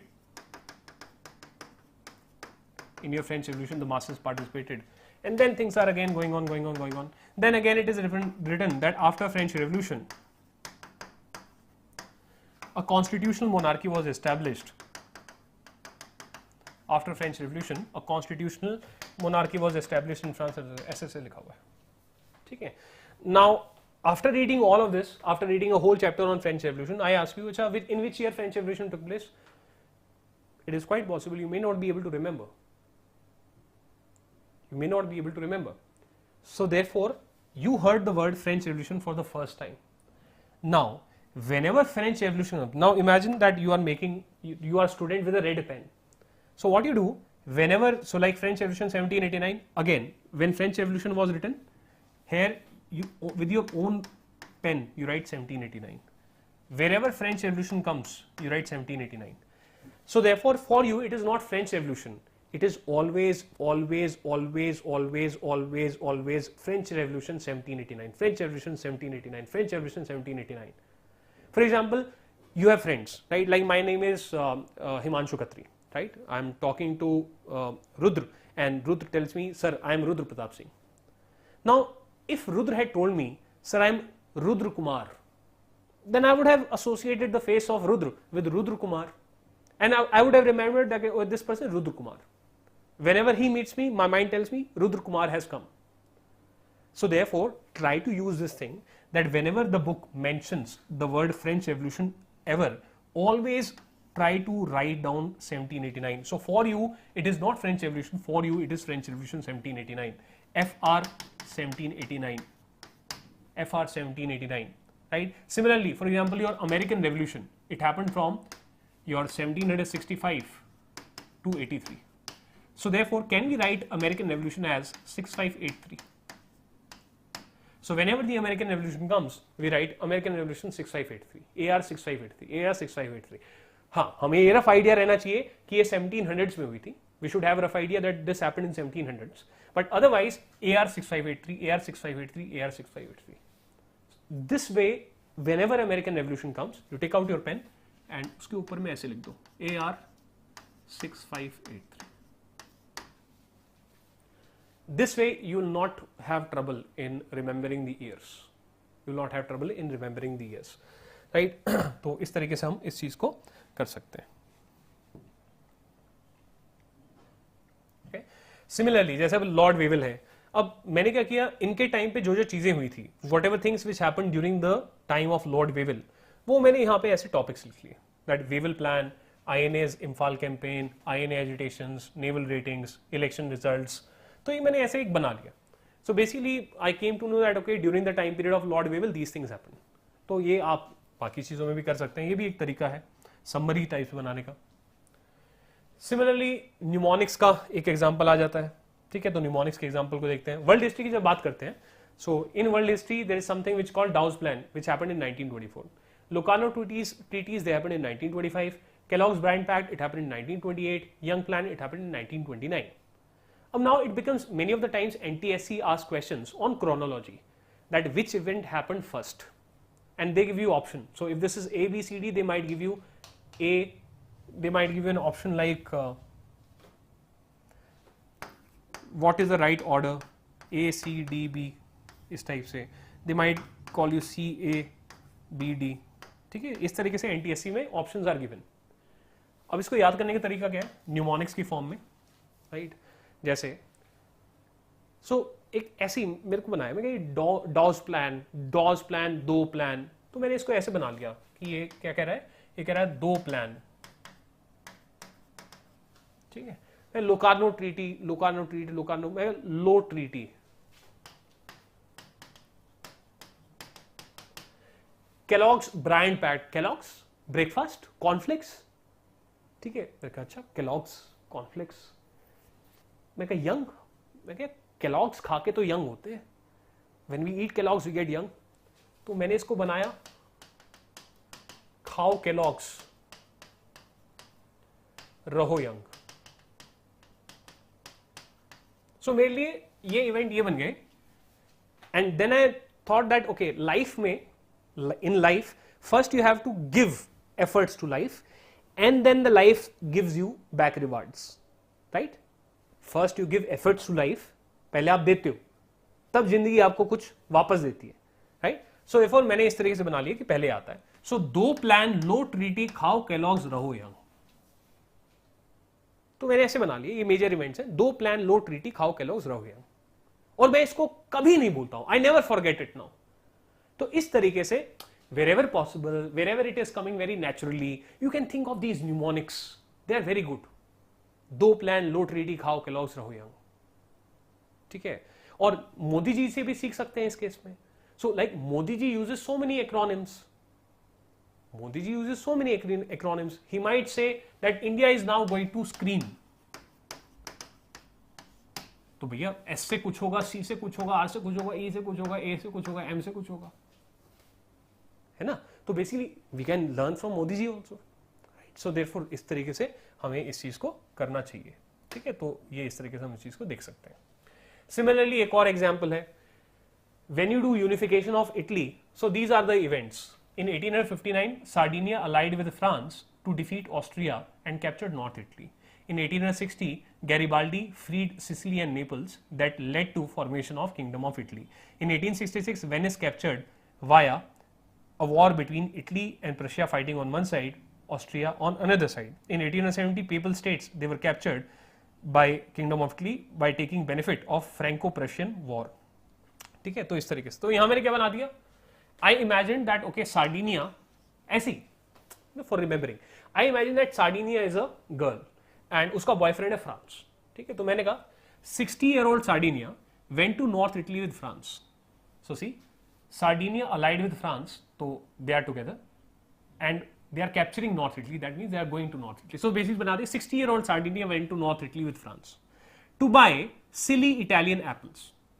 Why they are going to France? Because they want to buy apples. Such a silly idea. They want to buy silly Italian apples. And wine. तो उनका plan है that they will take a wine, they will have apples and wine together. So to buy silly Italian apples and wine using, अब उसके लिए पैसा देना पड़ेगा. They would have to give money. So PayPal बहुत famous वो है, जैसे Paytm है ना, ऐसे PayPal भी है. And so basically 60-year-old Sardinia went to North Italy with France to buy silly Italian apples and wine using PayPal account of France. क्योंकि पैसा तो हमेशा बॉयफ्रेंड ही देता है, ठीक है, तो बॉयफ्रेंड फ्रांस है. तो ये हो गया. तो इसमें क्या है? To buy silly Italian apples. So see, silly is Sicily, Italian it is formation of Kingdom of Italy, apples it is Naples, right? So Garibaldi freed Sicily and Naples, that led to formation of Kingdom of Italy. And wine using PayPal account of France. So Venice captured via this war, and then PayPal account of France. So therefore papal states and taking benefit of France, Franco-Prussian war. तो इस तरीके में ये बस तरीके हैं, कोई fix नहीं है, आप अपने तरीके से बना सकते हैं, कोई जरूरी भी नहीं है. Similarly, if you focus on using maps, ठीक है, तो जैसे this is like your unification, of Italy, okay, and to remember events in the unification of Italy it becomes tough. So therefore see, मैंने क्या किया, ठीक है, तो थोड़ा सा यूज किया कंप्यूटर को, एंड इस तरीके से मैंने बना लिया, right. So therefore for example this is of A numbering कर दी, 1.1, 1.2, 2.0, 3.0, 4.0, that is what it is. So basically this is the first event which happens, और यहाँ पे मैंने ये एरिया है. So this area was given to France by Sardinia in return for support in war. कौन सी war? France and Sardinia, they fought against Austria in 1860. Then let us come to 1.2. This area, part of North Italy. So North Italy captured from Austria in 1860. In brackets, France and Sardinia, they fought against Austria. Then let us come to 2.0. These two areas, that is Sicily and Naples, जहाँ पे Bourbon dynasty थी, the kingdom of two Sicilies was captured by Garibaldi. ठीक है. Then 3.0, Venice captured from Austria. कौन सी लड़ाई थी? Prussia plus Italy versus Austria. Means Prussia and Italy they fought together against Austria. और तब आपके जो इटली है उन्होंने इस एरिया को भी कैप्चर कर लिया. Papal states conquered and added to the kingdom of Italy in 1870 through Franco-Prussian war. ठीक है, तो इस तरीके से मैंने मैप को जब इस्तेमाल किया, सो सी मेरे लिए कितना आसान हो गया. एक तो मेरे को ये पता चल गया that which areas are where, right. पहले मेरे लिए सिर्फ रोट लर्निंग थी, मेरे को नहीं पता था where is Venice, I did not know where is Piedmont, I did not know where is Sardinia, I did not know where is Sicily, I did not know where is Naples, I did not know where is Papal States. So much of rote learning burden was there, and now because of this map, the burden of rote learning has come down, and for this I now need to make no notes. अब मुझे writing में कुछ लिखना ही नहीं है, सब कुछ मैंने यहाँ लिख दिया, right? So therefore this is how we can, by using some PDF software or by using some things, और या फिर अपने हाथ से भी कोई मैप लेके या कैसे इस तरीके से we can do it. So this is also a way of making notes in an interesting manner. Okay. Then how to revise? So here spreading activation theory of memory. So what is your spreading activation theory of memory? इसको आप Google भी कर सकते हैं. It is a very good strategy for revision. It is a very good strategy for revision. इसका मतलब basically क्या होता है? So whenever you are learning any concept, जब भी आप कोई कॉन्सेप्ट याद करते हैं तो इमेजिन करिए कि आपका पूरा माइंड है, ठीक है. Imagine that this is your mind, right. So for example whenever you make any concept, let's call it concept 1, ठीक है. Then you, so this is like your chapter 1, then you read your chapter 2 where you build concept 2, then you build your chapter 3. This is, and let's say here in chapter 1 you talked about American Revolution, AR 6583. Here let's say you talked about French Revolution 1789. Here let's say you talked about Industrial Revolution 1750 to 1850. Okay, let's say you talked about these things. Now basically what happens is ये सारी चीजें आपस में एक तार से जुड़ी होती हैं. So what happens is when you are revising this Industrial Revolution, then waves are generated. This starts moving up and down, because of which the concept C2, even if you are not revising French Revolution, आपका mind subconsciously French Revolution को revise कर रहा होता है if there is any relation between French Revolution and Industrial Revolution. जब आप French revolution revise कर रहे होते हैं तो आपका माइंड ऑटोमेटिकली अमेरिकन रेवोल्यूशन को भी क्या कहते हैं रिवाइज कर रहा होता है सबकॉन्शियसली, आपको पता नहीं होता है, ठीक है. सो फॉर एग्जाम्पल इसका मतलब बेसिकली क्या है, how can we use this, we can use this by इसको हम कैसे यूज कर सकते हैं, इसको हम ऐसे यूज कर सकते हैं that during the time of revision do not plan this way that in these 10 days I will prepare only, let's say, physics. In these next 10 days, I'm going to plan for only chemistry. In these next 10 days, I'm going to plan for only SST. Don't do it for revision. And by revision, we mean like 2 months or 1 month before the exam. What you should do is that you should divide something like this. If these are your 30 days, so basically maybe on first day you are doing your physics, maybe on second day you are doing your physics. यहाँ पे आप क्या कर सकते हो, to revise chemistry or SST, maybe you can give a test which is of your chemistry, ठीक है. So therefore this way you might be getting bad marks or whatever, but आपका chemistry automatically revise हो जाएगा, चाहे आप किसी भी topic का टेस्ट दें. Right? Then again you might come to physics. This day again physics. This day you might decide to give a test of SST. So this way what will happen ना, आपके सारे जो nodes हैं they will continuously be in vibration. और जब आप exam से 2 दिन पहले होगे you will not feel कि यार एग्जाम से 2 दिन पहले let's say आप SST रिवाइज कर रहे हो, you might start feeling कि यार फिजिक्स तो मैंने 20 दिन पहले करी थी यार. I was doing physics 20 days back. I don't know what it is. Right? But if you follow this particular approach, if you follow this kind of an approach, that by using the tests in between your core preparation, जब आपकी जो भी आप physics के लिए prepare कर रहे हैं, बीच में आपने एक केमिस्ट्री का टेस्ट दे दिया, बीच में आपने एक एसएसटी का टेस्ट दे दिया, और फिर जब फिजिक्स प्रिपेयर हो गई और जब यहाँ पे आप केमिस्ट्री कर रहे थे, एक आपने फिजिक्स का टेस्ट दे दिया. तो इससे क्या है ना कि आपका हमेशा सारे नोड्स जो हैं स्प्रेडिंग एक्टिवेशन थियरी के अंदर, जितने भी नोड्स हैं आपकी मेमोरी के अंदर, वो सब हिलते रहेंगे. As a result what will happen is कि आपकी रिवीजन बहुत अच्छी होगी. आपको 2 दिन पहले एग्जाम के आपको ऐसा नहीं लगेगा कि यार मैं वो तो पता नहीं 50 दिन पहले रिवाइज किया था यार मैंने. इस वजह से टेस्ट लिखना बहुत जरूरी है. Writing test is very important and this kind of a time table is very important. 1 month before exam, 2 months before exam, and that is how you should approach. So this becomes very very important.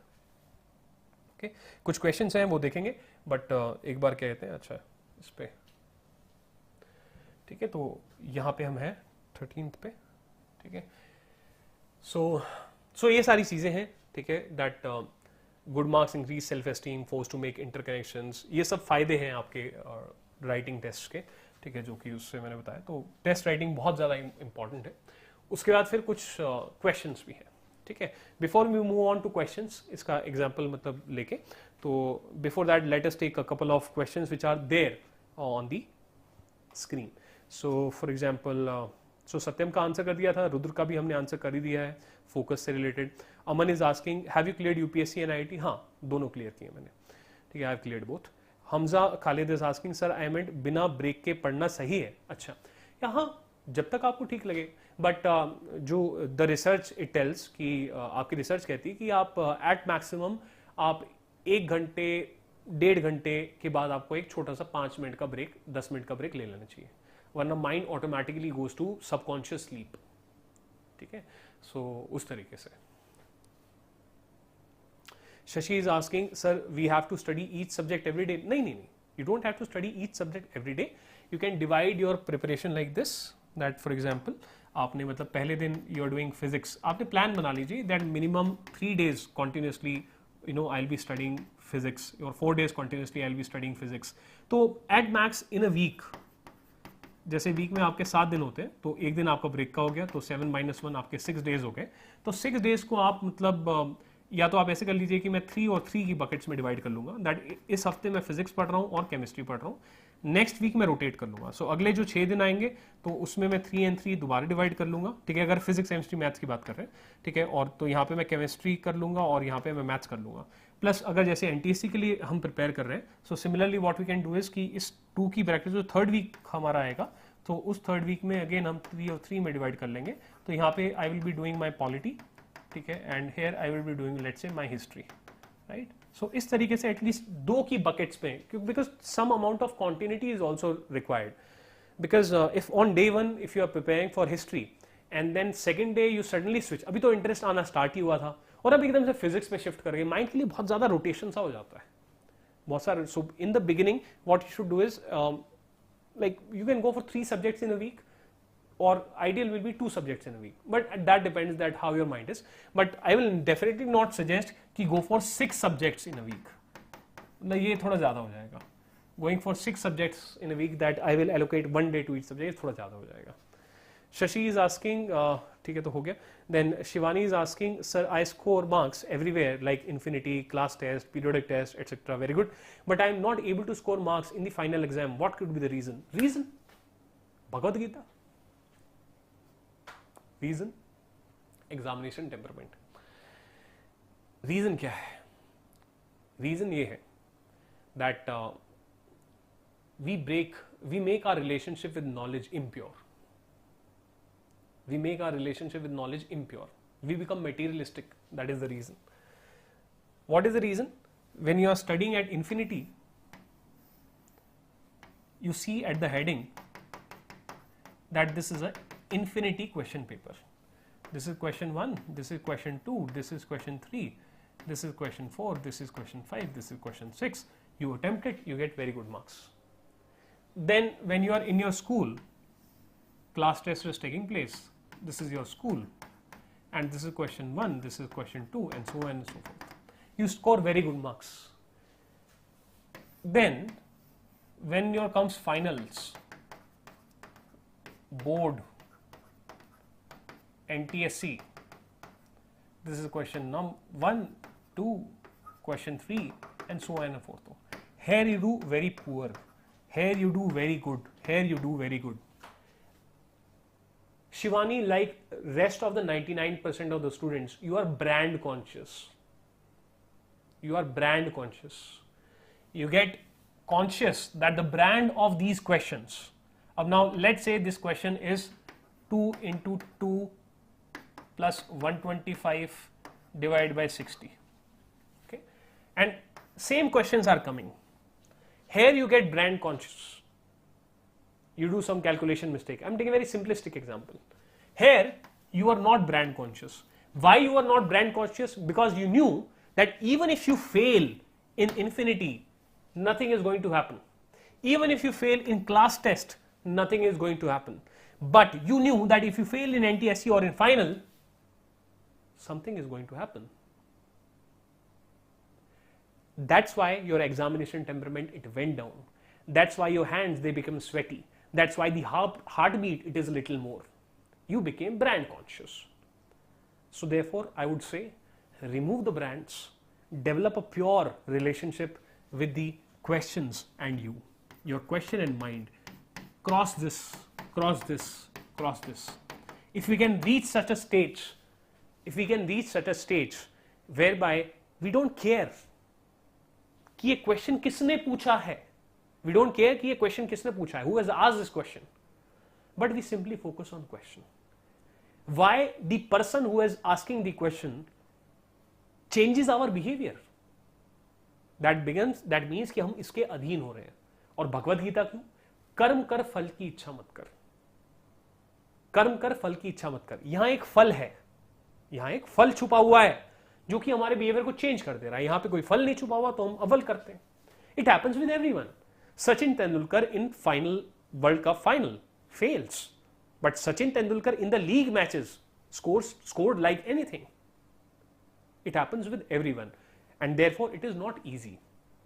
But if you can gradually, like if you can train your mind, somehow you can train your mind that, you know, I don't care what is the result, then you will be able to crack this code. And one of the way of like मैंने कैसे किया, तो I used to constantly tell myself before the exam, I'm going to, like if I'm going to write the NTSE exam, before 10 minutes before the exam, half an hour before the exam, 1 day before the exam, I'll continuously tell me, Himanshu, you are going to fail. Himanshu, you are going to fail. Himanshu, you are going to fail. Himanshu, you have already failed. Himanshu, you have already failed in NTSE. Himanshu, you have already failed in NTSE. This is what I'll be telling myself, that I am a failure. I have failed. I have failed. I have already failed. अब कुछ हो ही नहीं सकता, but still I am going to write the exam. Why? मेरे को मेरा मेहनताना चाहिए. Meaning I have studied for 1 year, physics, chemistry, maths, SST I have studied. I'm going there, some questions will be asked, me and those questions, pure relationship. ये क्या, मैं knowledge से प्यार करता हूं, तुम मुझे क्या दोगे? You will give me NTSE certificate. I don't want your NTSE certificate. Get lost. I am not here to get NTSE certificate. I am here because I have prepared for 1 year, and therefore this question is there. I like my subjects. I like this challenge. Okay, some question is there, me and the question. Pure relationship. No NTSE in between. No board exam in between. Get lost. नहीं चाहिए. कितना? Give me 60%. I don't care. Get lost. हाँ, maths question, physics question, SST question. हाँ, ये मैंने वहाँ पढ़ा था. अच्छा, इसको ऐसे करता हूँ, इसको ऐसे करता हूँ, इसको ऐसे करता हूँ. Exam खत्म. Get back. Simple. And this way your chances of success will be much higher in that very same thing. Life में एक अजीब सी चीज है, जिस चीज के आप पीछे बहुत ज्यादा भागते हो ना, वो आपसे उतनी ही दूर भागती है. जो आप ये ब्रांड कॉन्शियसनेस अगर अपने आप दिमाग से हटा दोगे ना, और सिर्फ आप कर्म करोगे, फल ऑटोमेटिकली मिल जाएगा. Weird, life is weird. The people who wants fruits, they don't get the fruits, and the people who don't care about the fruits, they get the fruits. Why? Because कर्म कर, फल की इच्छा मत कर. Right? So if you follow this, then you will be able to do this. Okay, so therefore this is how it is, Shivani.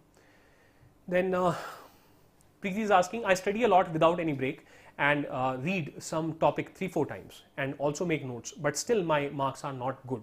So the third component, first is A, are you studying with understanding? So try to focus that, are you studying with understanding or it is just rote learning? Do you know the meaning of each and every word that you have studied? That is the first thing. Second component is that third stage, that first you study with understanding, second is you make notes, that is fine, but the third component is, do you revise properly? Before the exam, do you revise properly? And fifth component is your examination temperament right? ठीक है. So therefore ये चीज से आपको इसका जवाब मिल पाएगा, ये चीज से आपको इसका जवाब मिल पाएगा. ठीक है. Then there is another question that is there. Rajan is asking, sir आपके इंटरव्यू में कैसे क्वेश्चन पूछे गए थे? यार मेरे इंटरव्यू में, कौन से यूपीएससी के इंटरव्यू में, यूपीएससी इंटरव्यू में अलग अलग टाइप के सवाल पूछे गए थे. वो यूपीएससी के प्रिपरेशन टाइप से रिलेटेड थे. जैसे पूछा गया था दैट अगर मैं किसी डिस्ट्रिक्ट का डीएम हूँ और वहाँ पे लेट्स से ड्रॉट्स वगैरह की समस्या है, तो मैं उसको कैसे ठीक करूँगा. वैसे पूछा गया था कि इंडिया की एक मतलब सॉफ्ट पावर है, तो वो सॉफ्ट पावर के क्या क्या कॉम्पोनेंट्स होते हैं. ठीक है. तो इस टाइप के कॉम्पोनेंट्स पूछे गए थे, ऑन द स्पॉट क्वेश्चन पूछे गए थे. फिर ये पूछा गया था कि बताइए कॉन्स्टिट्यूशन में ये प्रावधान कहाँ दिया गया है. ठीक है. तो इस टाइप के क्वेश्चन थे, तो ऐसे डिस्कशन टाइप से हुआ था. Aman is asking, have you cleared IIT and UPSC? हाँ, आई हैव क्लियर्ड भाई, दोनों I have cleared. Rajan is asking, हो गया. Aksham is asking how to make mind map. So mind map कुछ नहीं है, फ्लो चार्ट ही है माइंड मैप. माइंड मैप कुछ नहीं है, फ्लो चार्ट ही है माइंड मैप. ठीक है. तो जब आप बेसिकली लेट्स से कोई भी आप टॉपिक चूज करते हैं and then you see that like what is the background, इस तरीके से you can make a flow chart. So like this is background, in this background this is point number 1, this is point number 2, this is point number 3. So because of 1, 2, 3 this topic happened, so therefore this led to this particular topic. So exactly now we can, or in general we can talk about immediate reasons, that is what were the short term reasons for this event to take place. So what are the short term reasons? So these are there, and then what happened in this particular event. So therefore point number 1 this happened, point number 2 this happened, point number 3 this happened, and then what was the impact, right? So in the impact again you can draw, you know, this kind of thing, that this was the impact, this was the impact, this was the impact, and this is how your mind map it is made. ठीक है. तो इस तरीके से आपको mind map बन जाता है. इसके अंदर कुछ नहीं है, बस आप इन्फॉर्मेशन को ऐसे फ्लो चार्ट के तरीके से आप इसको देख रहे हैं. Then Preeti is asking, sir how to concentrate if there is noise coming from the background. तो उसके इसमें Preeti what you can do is Amazon पे जाइए, एंड अमेजोन पे ना इस टाइप के येलो कलर के प्लग्स मिलते हैं. येलो कलर्स के प्लग्स होते हैं, स्पॉन्ज के बने होते हैं. दीज आर स्पॉन्ज, और इनके बीच में एक वायर होती है, and second is like another this kind of a thing. So you know, so these are called ear plugs, so you can search on Google और समवेयर. सो ये आपने काम लगा तो काफ़ी उससे नॉइज़ कम हो जाती है. It works on the same principle like we have headphones. तो हेडफोन्स के अंदर एक वो कभी कभी आगे प्लास्टिक होता है ना, वो नॉइज़ काफ़ी कम कर देता है. तो ये आप कर सकते हैं. ठीक है, तो इस तरीके से. तो उसके अलावा Saksham is asking sir is it good to do written work with putting headphones and listening songs. Depends. मैं तो कभी कर नहीं पाया. ठीक है, I could never do it. ठीक है, because if my mind is drifting towards song then it is a problem. If you are accustomed to doing this suction, then I would suggest that instead of going for a song, maybe if it is just a tune, that is only instruments are there without any words are not there, then probably that can help. Because when there is a tune in the background, then whenever actually hota kya hai na, try to read this with me. इसमें क्या लिखा है? Storming of the Bastille. Without speaking, try to read this. Was there a voice in your mind speaking the same thing which you were reading? Storming of the Bastille. So what happens is, when you are listening to songs, so storming of the Bastille gets, interference by the words of the song, जिसकी वजह से आपका mind disturb हो जाएगा. ठीक है, so therefore that is the answer to that question. Rohit is asking, sir, there is a lot of homework, so I can't study much, so what to do, please tell. Yeah, if you really feel that homework is not that great or not important, postpone कर दो यार. थोड़ी डांट खा लो teacher से. ठीक है, डांट खा लो टीचर से, क्या हो गया? मार्क्स अगर मिल रहे हैं, if marks are not associated with that homework, थोड़ी डांट खा लो टीचर से. लेट होमवर्क सबमिट कर दो. Try to judge, now you are nearing the age of being an adult, try to judge कि आपके best interest किस चीज़ में. If you feel that the homework it is redundant, right, and it is just like waste of time, then postpone it to let's say the weekend. कि weekend में एक साथ कर लूँगा यार, मैं अभी इस पे फोकस कर. हाँ, टीचर थोड़ा डांटेंगे, ठीक है, क्या कर रहे हैं, ठीक है. So therefore try to, but you need to take your parents into confidence. They should feel that if my son is doing this, or my मेरी बेटी ऐसा कर रही है, my daughter is doing so therefore मतलब they are in confidence कि वे time waste नहीं कर रहे. ठीक है, तो ऐसा रहना चाहिए. Then Kirti is asking, sir like every student try to make timetable, but most of the time it fails. So can you tell a different approach to be consistent and make your everyday useful? Yeah, it happens. It happened decades back. It will happen now also, right? So matlab, I had a timetable. At 4 a.m. I'll wake up, till 5 a.m. Till 4:40 I'll be fresh, or till 4:30 I'll be fresh.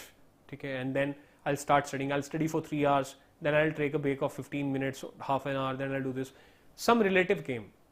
He saw my timetable, and he was surprised. He asked my father, "He really studied? He follows this, right?"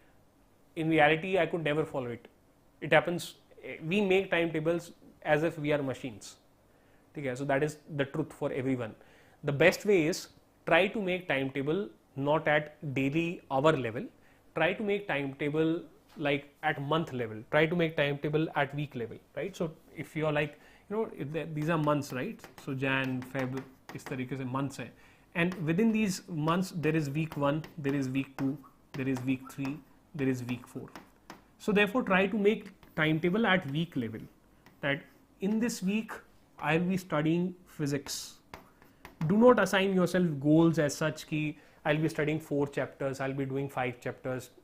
Try to keep it a little rough, right? So I'll study, or simply you can say I will complete physics in this week. ठीक है, और revision मेरा पूरा हो जाएगा. ठीक है, whatever, किसी भी तरीके से कर सकते हैं, right? तो इस तरीके से try to be a little broad rather than going into microscopy of hour. That is it. And use this particular alarm clock, right? So if this is like your alarm, तो इसके back में ना एक battery रहती है, तो वही है. ठीक है, try to remove this battery whenever you move out, and try to move in this battery whenever you study. So therefore try to follow कि on this alarm clock, on this clock, on table I need to take out 4 hours to 5 hours on table when I'm having my schools, and when I'm, or 3 hours, ठीक है, whatever. And when schools are not there, then I have to attempt to take out 10 hours or 11 hours on table, where अगर मैंने पानी भी पिया उठ के, तो that is separate. ठीक है, तो ऐसा आप कोशिश करिए. इफ डेली और on a consistent basis without your schools, if you are able to take out 8 hours or 10 hours a day on table, so you have done the best. You have done the best. That's it. वैसा ही रखिए. Okay. Then Rishabh is asking, so please tell a roadmap for starting class 9th. Right. Yeah. Roadmap कुछ नहीं है. In the initial phase, just like you would be having the different books which are there. Right. So therefore, if you have if you have some kind of an interest in any particular subject, so simply without any burden, begin reading with a focus on understanding, not on the focus that I want to prove it to myself that before the classes began, I was able to complete history. नहीं, वैसा कुछ नहीं, ठीक है. Simple is pick up even one subject. If you begin in advance, that will be a bonus, right? So, but focus on understanding. So pick up any one subject and try to read 2 to 3 chapters or 4 chapters of it with the focus on understanding like we discussed here. Once that is done, maybe you can go to the second subject. So 2-3 subject इस तरीके से करते हैं, you will get a sense of confidence, you will get into a rhythm. And after this, if you find that okay, this particular subject I really liked, तो उसकी try to read the whole book. क्या हो गया, as a novel उसको पढ़ लो, सब bonus है. Okay, so in the beginning यही road map है, बाकी तो जो है institute आपको detail में बताएंगे. Meghna is asking, sir, how to manage time for self studies after school, classes, coaching, classes, assignments and homeworks. So with respect to homeworks, I have told you, okay, so basically you would have to judge. Ultimately you would have to judge that, okay, which particular assignments are more in my interest, which particular homeworks are more in my interest, कैसे है, ठीक है. And for that, मतलब management तो basically इसमें ये है कि I believe that if you have joined coaching, please do not miss the coaching classes. Okay, please do not miss the coaching classes because there indeed real effort would be made. Try to judge for yourself that in which particular subject, let's say there is a common subject which is going on in coaching also and which is going in school also. Try to see that where you are able to understand, where actual genuine efforts are made, right? And then you can decide that okay, I want extra 3 hours for completing this assignment. So maybe you can skip a day's class of school, but your parents should be in confidence that ultimately my child is working hard. You need to be honest with your parents. Okay, so इस तरीके से थोड़ा थोड़ा manage करके, ठीक है, because repetition हमें prevent करना है और जो फालतू के होमवर्क्स हैं उनको प्रिवेंट करना है, ठीक है. And ideal will be just in case if there is some mentor, तो वो आपको गाइड कर सके. बिकॉज ऑब्वियसली अगर मैं आपको ये कहूँ everyone has 24 hours in a day and if your schedule is too much overloaded, it is not good for the student. So try to focus on, instead of like completion of assignments, try to focus or getting great marks, etc. Try to focus on understanding. In my 11th class, I could not understand anything. In the coaching also. In 12th class, I was able to understand things in the coaching. I simultaneously completed 11th class. I simultaneously completed 11th class. Coaching में 12th class चल रहा था. मैं time निकाल के जैसे एक हफ्ता निकाल लिया या कुछ इस तरीके, side by side I used to prepare for 11th class also. But मैं बकेट्स में टाइम निकालता that okay in this week I will be preparing for physics of 11th class. तो इस तरीके से मैं साइड बाय साइड उनको दोनों को कुछ कुछ मैनेज करके चल रहा था. तो अल्टीमेटली काफ़ी वो एक्चुअली इसका स्ट्रेट फॉरवर्ड आंसर नहीं है, कोई मैकेनिस्टिक आंसर नहीं है इसका.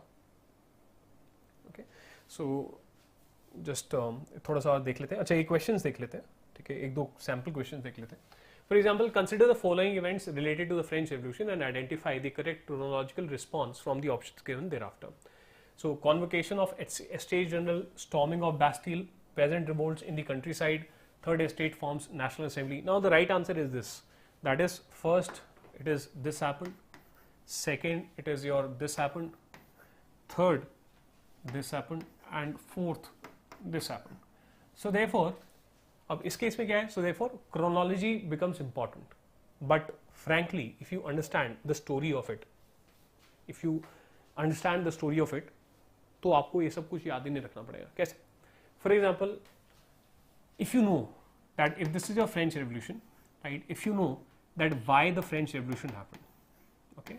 So basically, some long-term reasons will be given. These were the grievances. Some long-term reasons will be given that these were the grievances of the peasants. This were the grievances of the middle class. These were the grievances of the occurs. So some long term reasons will be there. Then if you make notes like what were the events, okay, so basically one of the grievance, like first grievance was high taxation or high taxes. Okay, like one of the major grievance was this. Second major grievance was your feudalism. So what was feudalism, etc. वो सारी चीजें आ जाएंगी. So high taxes was one of the grievance. Now in the events, जब आप इसको French Revolution को पढ़ते हो, फ्रेंच रेवोल्यूशन 1789 को आप पढ़ते हो, so basically the king wanted to increase the taxes. King wanted to increase the taxes and therefore he called a meeting of the 3 estates. That is, he called a meeting of the Estates General. So what is the first, मतलब story में हम जब इसमें देखते हैं, so basically meeting of Estates General, that happens. Meetings of Estates General, that happens, right? So उसके बाद हम स्टोरी में चल रहे हैं. So meeting of Estates General happened. अब यहाँ पे क्या हुआ? यहाँ पे फिर डिस्प्यूट हो गया. डिस्प्यूट जो हो गया तो उसके बाद क्या हुआ? जो आपके थर्ड एस्टेट के रिप्रेजेंटेटिव्स थे, उन्होंने कहा कि हम इस एस्टेट जनरल को नहीं मानते and we are going to set up our own national assembly. फिर क्या हुआ? फिर जो nobles and the king, they got worried that this national assembly is going to draft a new constitution, right? It has already given this rights of man and citizen. So therefore the king sent the troops or the soldiers to, you know, punish these people of the National Assembly. As soon as this news spread that the representatives of the third estate who have formed the National Assembly, they have been attacked by the king's soldiers, at that point of time what happened? In Paris there was this Bastille prison. So therefore this Bastille prison, it was opened up. Why? Because people, they wanted to get arms and ammunition from the Bastille prison so they can fight against the monarchy, against the king. And when this news spread outside of Paris, then in the villages, in the countryside, so I told you country, it is land, side, rural area side में होते हैं ना, तो इसलिए country side को rural areas बोला जाता है. So in the rural areas, your peasants, in the rural areas और in your गांव वगैरह में आपके जो peasants वगैरह थे, उन्होंने रिवोल्ट कर दिया. तो ये स्टोरी है, ये स्टोरी मुझे पता है, ठीक है, इस तरीके से. अब मैं एक क्वेश्चन को नहीं देख रहा क्या है क्या नहीं है, ये स्टोरी पर अगर मेरे को पता है इवेंट्स की, तो उसके बाद जब एनटीएससी ये क्वेश्चन पूछेगा तो मुझे कोई प्रॉब्लम नहीं होगी, ठीक है, मुझे कोई प्रॉब्लम नहीं होगी. तो therefore if we make our notes, if we you know समझ के अगर हम पढ़ते हैं तो हमें ये रट्टा मारने की जरूरत नहीं पड़ेगी that first convocation then this then that. तो ये रूट लर्निंग हमको करनी ही नहीं पड़ेगी, ठीक है, रूट लर्निंग हमको करनी नहीं पड़ेगी. उसके बाद एक और एग्जांपल ले लेते हैं. तो चलो वर्ल्ड हिस्ट्री से आगे चल के थोड़ा सा दूसरा एग्जांपल भी जाते हैं. सो लाइक ये भी वर्ल्ड हिस्ट्री ही है. Then it is your Victorian Britain, ये भी वर्ल्ड हिस्ट्री. अच्छा, कुछ चीजें बड़ी कॉन्सेप्चुअल हो जाती हैं, very conceptual. For example, statement 1 is in Victorian Britain the upper classes, the aristocrats and the bourgeois. पहले पता होना चाहिए बूर्जुआ क्या होता है. Bourgeois is middle class. So I belong to bourgeois, probably you also belong to bourgeois. So aristocrats, middle class, they preferred things produced by machine. So only 2 things are important here. Victorian Britain. So actually Queen Victoria, she was there around the time period of your like, you know, exactly तो जैसे around time period of 1600s, you know, ठीक है, तो उस तरीके से आपका queen Victoria नहीं 1600 एलिजाबेथ थी around the time period of 1850s etc. इस तरीके से, ठीक है.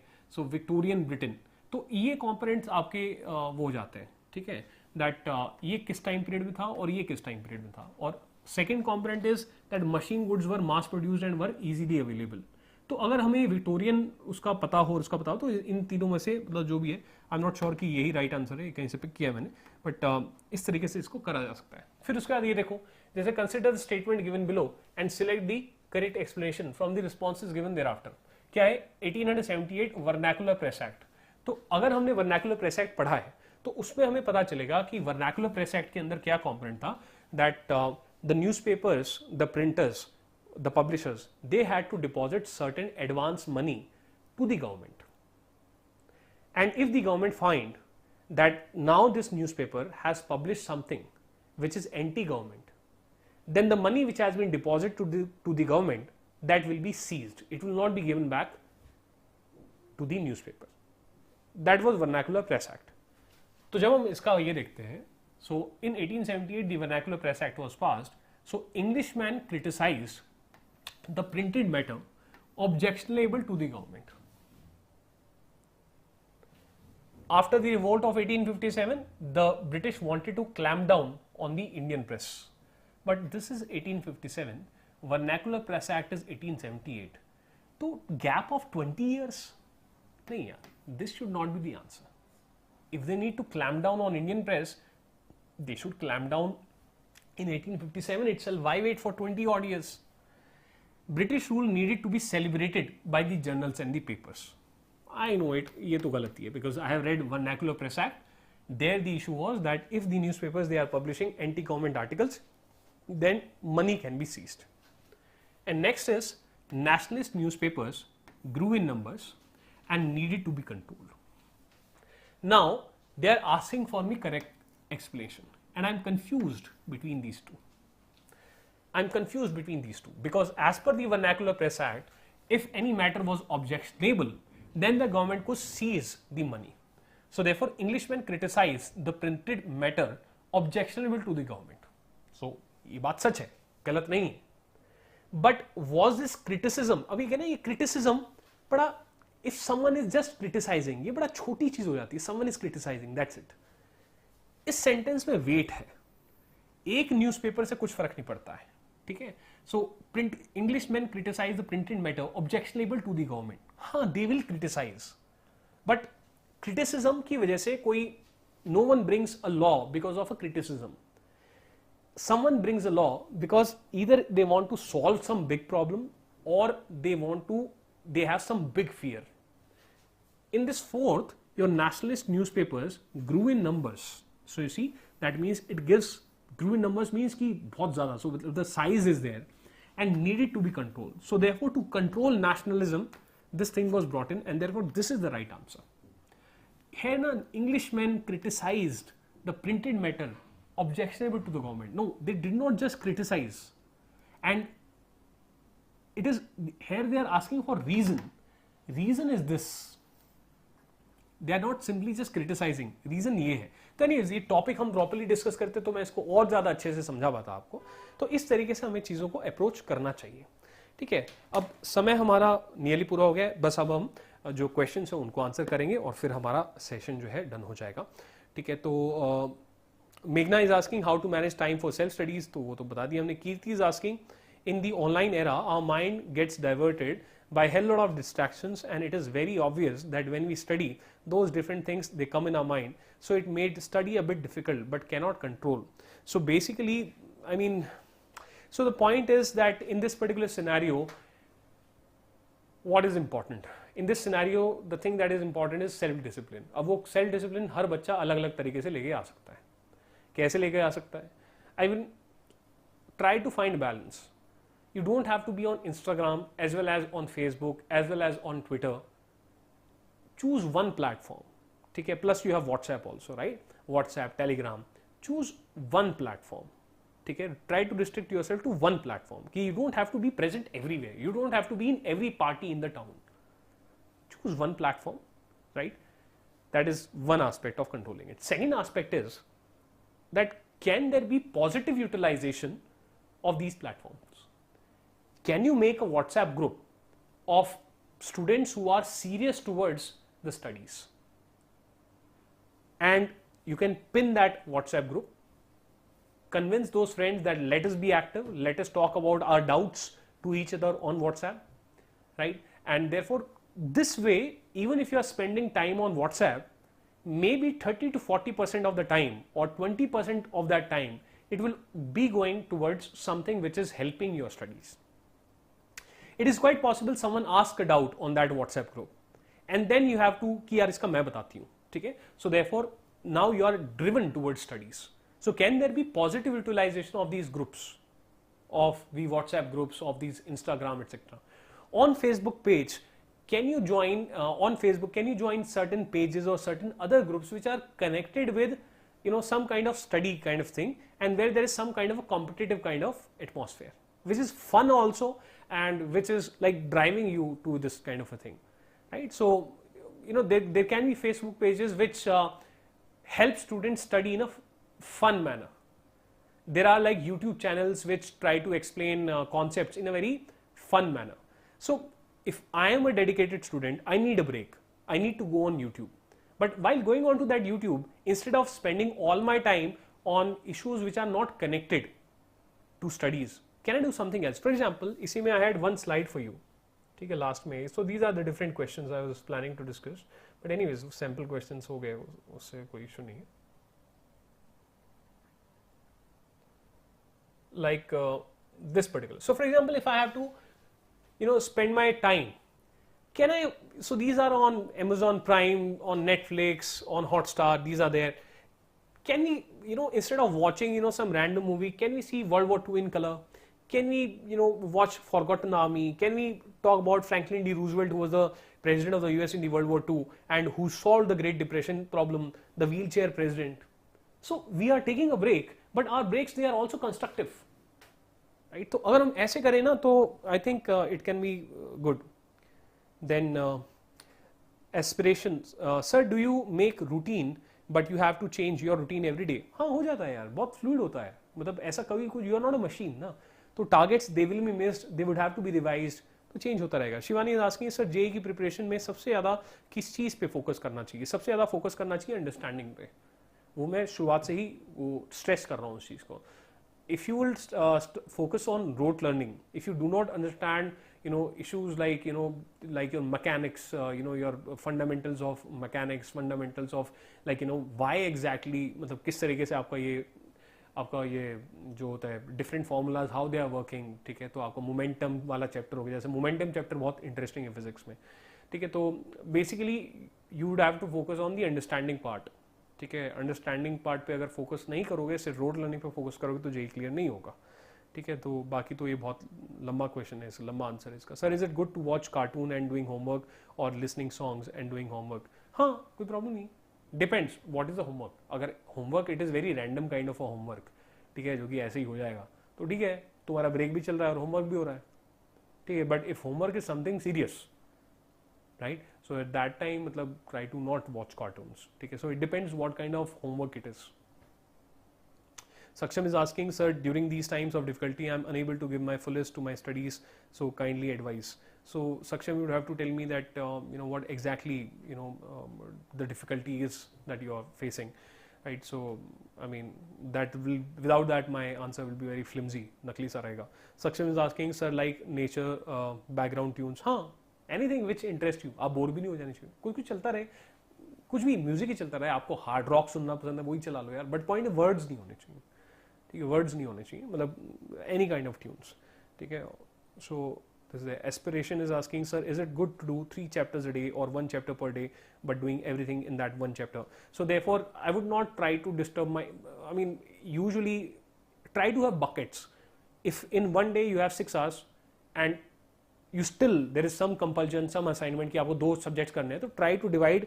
So speed break मतलब एक continuous stretch होना चाहिए. So I would suggest it would be better if you do 1 chapter per day instead of doing 3 chapters a day. That is what I'm saying. Shashi is asking, sir, I am Dharya. Okay, hi Dharya. Sir, like you said, we should take a break of 5-10 minutes after studying 1 hour or 1.5 hours, whatever. But after studying this much, I feel to take a long break, at least 1 hour. भैया नहीं, वो फिर break थोड़ी हुआ. तो फिर तो break आपकी स्टडीज हो गई. Ideally you are enjoying, then you took a break for studies, ठीक है. वो तो ऐसा हो गया कि 2 घंटे आपने एंजॉय किया, 1.5 घंटे आपने एंजॉय किया और 1 घंटा पढ़ाई करी. ऐसे नहीं होता है, ऐसे नहीं होता है. एटलीस्ट मतलब your continuous test should be like 3 hours आप पढ़ रहे हैं और 3 आवर्स में आपने बीच में 10-10 मिनट के या 15 मिनट के 3 ब्रेक्स ले लिए, ठीक है, या 2 ब्रेक्स ले लिए. इस तरीके से होना चाहिए, ठीक है. तो ये गलत है.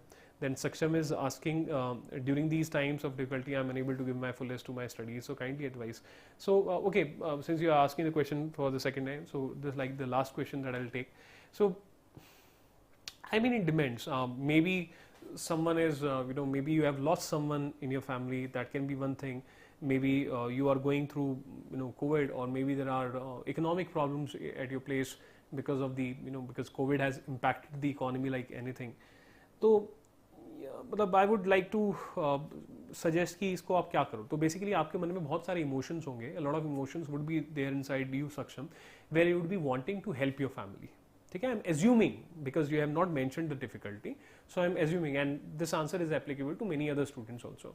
सो you are in 9th class, you are in 10th class, if because of COVID there has been any loss, or if because of COVID there has been any economic loss to your family, now you cannot go to your shop or your factory or whatever work your parents are doing, and you want to really contribute to them. So therefore the best way is, if you feel कि अगर आप और तो कुछ नहीं कर सकते, आप क्या कर सकते हैं, आप पढ़ सकते हो, तो आप उसको एनर्जी को चैनलाइज करो कि मैं क्या कर सकता हूँ अभी, मैं थोड़ी शॉप पे जा सकता हूँ, मैं थोड़ी फैक्ट्री पे जा सकता हूँ, मैं थोड़ी कुछ कर सकता हूँ. मेरे पेरेंट्स को किस चीज़ से खुशी मिलेगी, उनको इस चीज़ से खुशी मिलेगी, they will be happy if they see me working hard on my studies. So therefore मैं क्या कर सकता हूँ, मैं पढ़ाई कर सकता हूँ, वो मैं बेस्ट करूँगा. Right, so this happened with me also, like in class 8th 9th के आसपास में my parents economic problems were there, so I was like what should I do for my parents, and I mean the only thing that I could do was study because I was a child. So therefore I chose the goal of IIT, and I thought okay, I need to do something for my family, so therefore I studied for IIT, and luckily I was able to clear it. Right, so therefore that is what it is. ठीक है, तो try to channelize the energy, whatever the difficulty is, उसकी energy को channelize करो. One last example I'll give you. For example, how to channelize उस तरीके से. So when I just began preparation for IIT, so me and my very good friend, we used to go together to coaching institute. So therefore some dispute happened between me and him, and he slapped me like anything, right? And वो bag घुमा के मारा उसने बल्कि, and blood came out from my nose, and I was so full of rage, I wanted to punch his face like anything. But then I controlled myself, thinking that if I enter into a fight with him, then this thing, it will escalate, maybe for a day or for 2 days or for a week. My mind will be disturbed, so I don't want that. So I did not respond to him at all. Okay, I did not respond to him at all. And I thought that whatever rage was building towards me, I thought that I should utilize it for my studies. So therefore there on that day I studied 2 hours extra, and I used to think कि इसको मैं जवाब घुसा मार के नहीं दूंगा, इसको मैं जवाब किसी और तरीके से होगा तो दूंगा, पर मैं सारी एनर्जी को अपने पढ़ाई में डाइवर्ट करूंगा. तो you need to channelise whatever the source of your energy is to your goals. उसको कहते हैं मतलब productive utilisation of all the things, even negatives and positives. So therefore thanks for your time. God bless you, and do well in life, and stay healthy. Very important. God bless you. Take care. Bye bye.